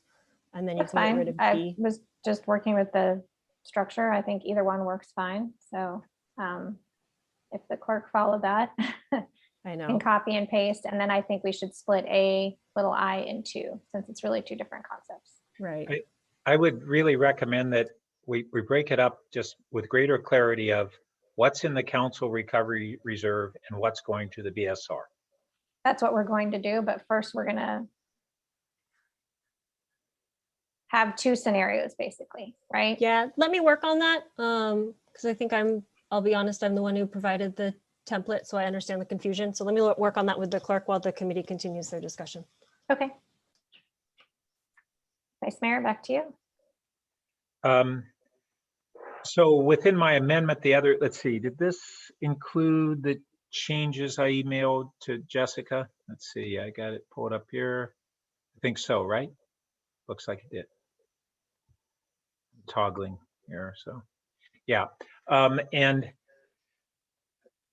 so I don't know whether if there's different support for the A part of my amendment versus the B, then maybe we vote on those separately as another possibility. If neither of my colleagues are inclined to support them, then we can just vote on them as a package. I'd like to hear from staff again. I'm not tracking the 700 number with what staff said. So if they could just clarify one more time.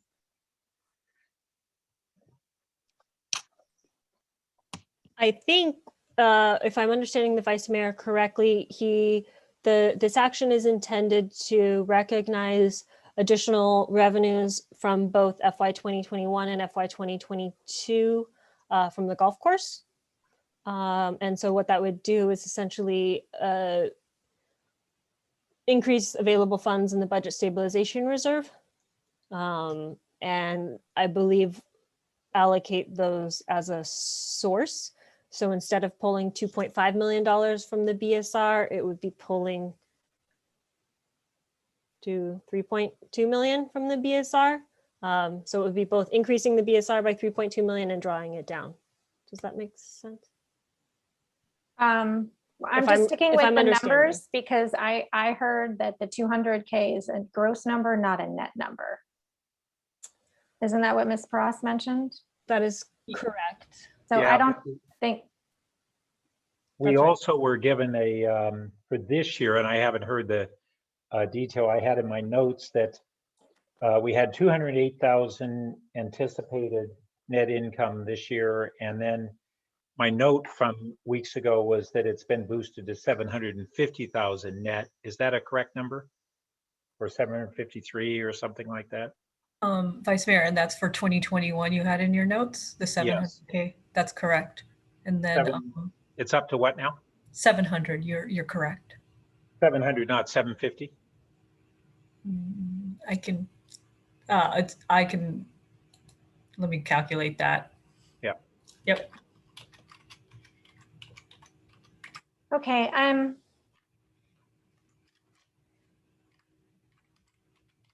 I understand the vice mayor's interest. I do feel like this is cherry picking, for lack of a better word. And okay, let's not characterize each other. I feel like this is picking one thing out without picking other things that might also go in the other direction. So I'm not comfortable enough with the information I've heard from staff about the uncertainty in the next year to count on spending that money.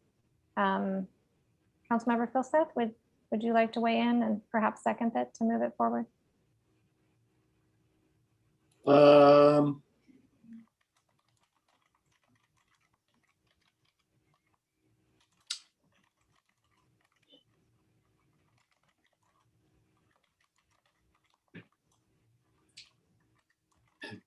You know,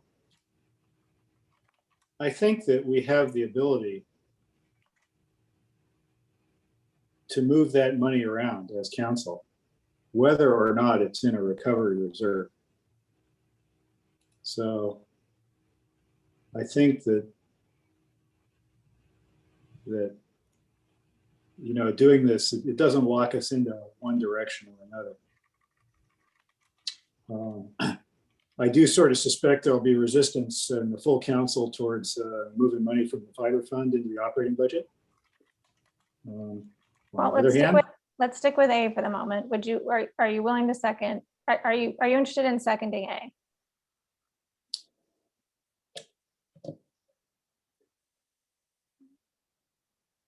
You know, I'm not particularly. I don't feel terribly strongly about it, but if we're going to get that money, we're going to get it. Okay. So A fails, and now we go to B. And Vice Mayor Burt, would you like to describe this? No, I think it's been clear enough, and I can see where my colleagues are on it. So. Okay, well, I'm not prepared to second that. Councilmember Philseth?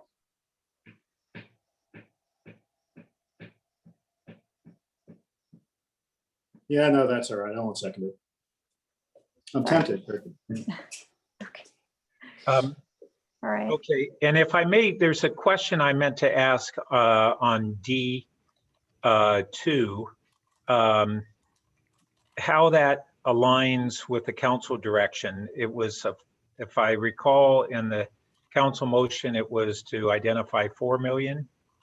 And is this 2 million plus 350,000, or is there a balance that I'm not understanding? Balance would be the portion where, following your discussion, the question is, can we use park impact fees to pay for Rinconada rather than not doing Rinconada? Which is what would be required if we used, if we just take the community center fees without backfilling. Okay, so that's a potential way to meet the 4 million as opposed to actually a way to meet it. It's a way to meet it, yes. Well, it has been determined that that's a feasible maneuver.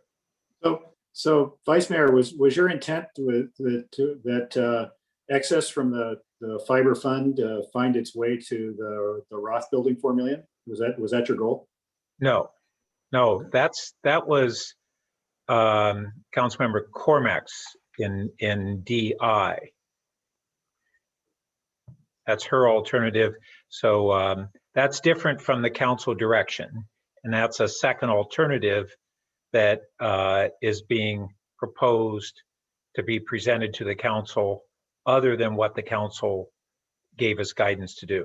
Let me extend this and see if this assuages your concerns. In lieu of community center fees, comma. In lieu of community center fees, else utilize community center fees.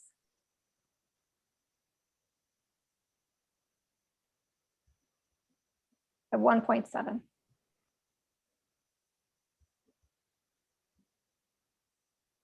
So that will add up to the 4 million, but that will have staff take a look at whether or not we can backfill. That's more concrete. Okay. Okay. Let's see, is that getting added?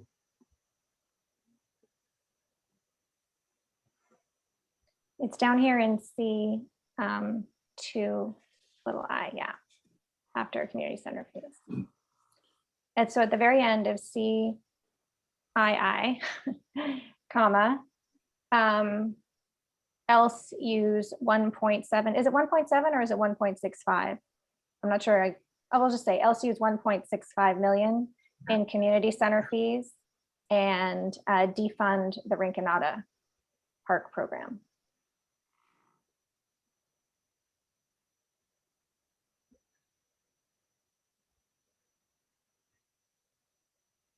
And I'll just say that I reserve the right to vote, against this when it comes to the full council. Okay. If indeed it's C2. You don't have to reserve it. You get it automatically, that right? As I have it here. Yeah. And then under B1, we didn't provide anything there. And this only refers to subsequent to the annual budget process. But actually, the council is going to have a prerogative on the 21st to add back some things at that time. An example is the Know Your Neighbor Fund, which we talked about last night. And I think that's 150,000. I don't know what the council majority will decide on that, but I won't be surprised if that's something that they might choose to add back, especially in context of this discussion we had last night. And there are potentially some other things where they might take funds from this council recovery reserve, however large they may choose to make it, and have certain things, a limited number that they might even take action on the 21st, and others that they would defer until a later date.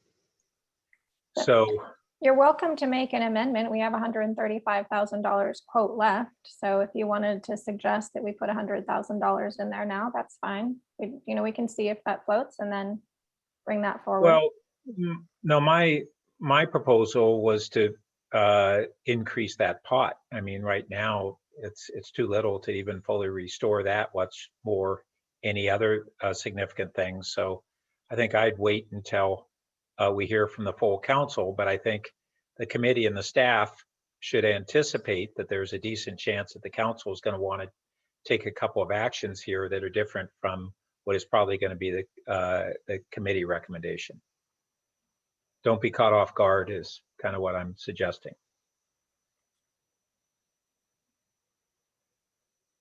Anything else on the motion?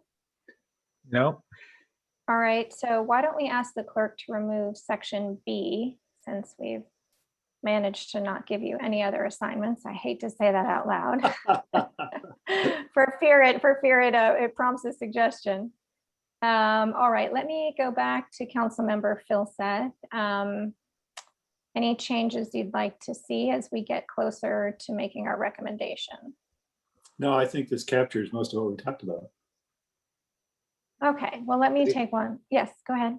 We have one point of information, just on what's now B little 2 I's, that the defunding of the Rinconada Park, it's really project, I suppose. That project has already been bid and is, I believe, planned to come to the council on June 21st. So I'm not sure if staff has a suggestion, and ultimately the council could choose not to award it. But I do want you to know that it's that close to being approved. At that time, the council could decide, okay, let's take some money out of the fiber fund and put it toward Rinconada Park, right? Well, yes, and I would add that there's still this, I thought we were really getting here at the ambiguity on whether how these funds got moved around and whether there was a way to reallocate remainders on park impact fees. Staff was going to come back, I thought, this afternoon and give additional clarification on the 2 forms of park impact fees and whether those could be, what they could be used for in terms of the Rinconada Park versus, and this whole shuffling of funds that occurred around the Junior Museum and the Rinconada Park, and now the issue of the History Museum. So I hadn't appreciated this word in there of defund the Rinconada Park program. I thought it was a reallocation of funds within available funds. Well, but I'm trying to comply, attempting to comply with the instruction, which was to use SUMC and impact funds, right? So if we use impact funds, the only ones available are on that page. And in order to use the community center ones, we cannot use them for Rinconada. So in the event that we cannot find other parks funds, complying with the council instruction, unless staff corrects me, requires us to defund the Rinconada program. Or, it is currently assigned reallocate to the Rinconada program using parks funds, right? They're not. But what I'm trying to get at, which you were concerned about, is it didn't add up. If we can't use parks funds, it needs to add to 4 million. And the only way to get to 4 million, the only thing left on that is the community center fees, which are currently allocated to Rinconada. Yeah, but So, the question it captures everything. Okay, in your mind. So what I was going to say was that my understanding was that we were going to explore whether the Rinconada Park program could be funded through parks funds, and thereby freeing up community center funds to be allocated to the museum. And I heard Director Nosey said that would be an appropriate referral, which to me sounds like it's not something they can do day of. Maybe I misunderstood. I think if I'm hearing both council members correctly, yes, it is appropriate for staff to go research this and bring back a conclusion as part of budget adoption on June 21st. We're unable to research all the intricacies of the impact fees today at present. So as part of the budget adoption, staff will absolutely identify whether or not there are eligible park impact fees to fund the Rinconada Park Improvement project. In the event there are not, I think if I'm reading this correctly, the contingency plan is that the priority would go to the Roth building as opposed to the Rinconada Park project in terms of use of impact fees. That's what it looks like it says to me. So that's how I'm interpreting it. I'm not sure if that's the intent. That is the intent, to comply with the direction we were given. It isn't. There aren't other impact fees to use, right? There are not, but I don't know the full range of park fund impact fee uses in addition to Rinconada. Are they all being consumed for Rinconada? Or they're not even park impact fees actually for Rinconada? My recollection, whatever. Well, I think staff is going to have to take some time on that. Okay. All right. Well, I'll just state that I'm not supportive of framing this as the alternative to defund the Rinconada Park program. And even if it were an adjustment, it might be a delay in the Rinconada Park program as opposed to a defund. That's another way to look at it. So I think this is too narrow of a set of options.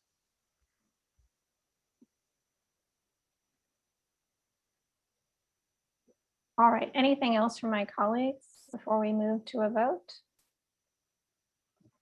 Vice Mayor Burt, do you still wish B to be voted on separately? No, because I now have concerns with both A and B, so I'll be opposing the motion. Okay. Anything else from staff before we proceed? All right. Seeing everyone still on mute, we'll go ahead and vote. Vice Mayor Burt? No. I will vote yes. Councilmember Filsath? We're voting on the whole thing now? Yes. Unless you want to go back and spend some more time on it. Well,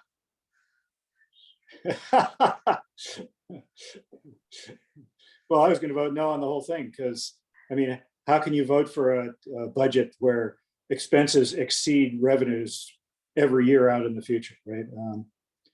On the other hand, what are we going to change if we reject this whole thing?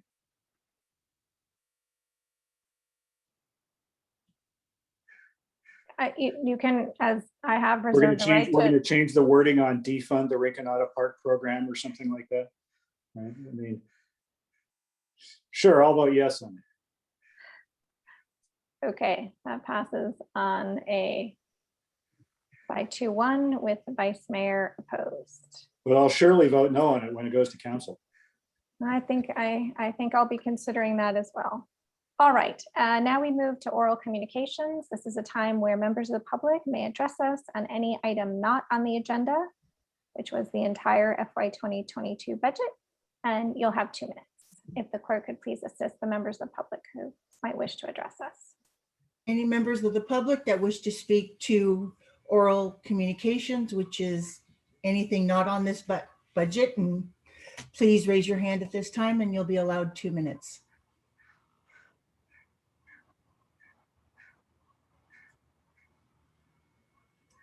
Chair Cormack, there's no hands. Thank you, Clerk Minor. And now we move to future meetings and agendas. Ms. Nose, would you care to just, remind us that we'll be meeting in June and discussing revenue? Sure, thank you for that. I'll admit I didn't prepare the normal slide on future meetings and agendas. Our next meeting is scheduled for June 15th at 6 p.m. At which point staff does expect to bring to the committee the first of what I am sure will be many conversations about potential funding mechanisms in terms of local ballot measures, discussion of affordable housing, business tax, etc. And we are also expecting to bring forward probably a lease agreement for the committee's review as well. So until then. All right, thanks. And just one more word of thanks to everybody. This is, the back and forth is a bit awkward. So I appreciate everybody sticking with it. And I'm grateful that it appears we'll be able to restore some things. And I'm sure we'll have a lot more conversation about this on the 21st. Can I make a couple of remarks that I should have made before the vote? right? Which is, and I'm not Yes. gonna say the same thing over and over again. Good. But thank you, right? Which is, I think what we just approved 2-1 is consistent with what council asked us to do. Yes. Right? And that's the reason to vote for it. Okay. I mean, obviously the numbers don't add up, and I think your discussion of should we use the word defund with Rincon Auto Park, that's absolutely consistent with the change with the challenges that are going to be in front of us, right? And so, I think what's going to happen is, we're going to be out a year, and we're going to have all the same discussions again, except the hole will be deeper, and so then we're going to go back to look at the capital plan, okay?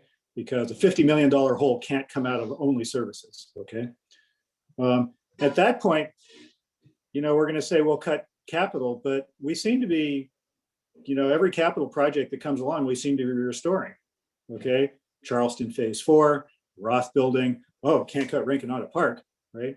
And so forth. So what we end up cutting is going to be whatever we get to last, right? And it's not a terribly disciplined process to do that. So I hope that when this goes back to council, we can sort of, address this stuff with everybody sort of understanding what it is that, what it is we got in front of us. Because, everybody that was happy that we restored a bunch of stuff, they're not going to be happy, okay, a year from now. Okay, so this is our job to sort this stuff through. But what we did is consistent with what the council asked us to do, so that's fine. Okay, with that, we're adjourned.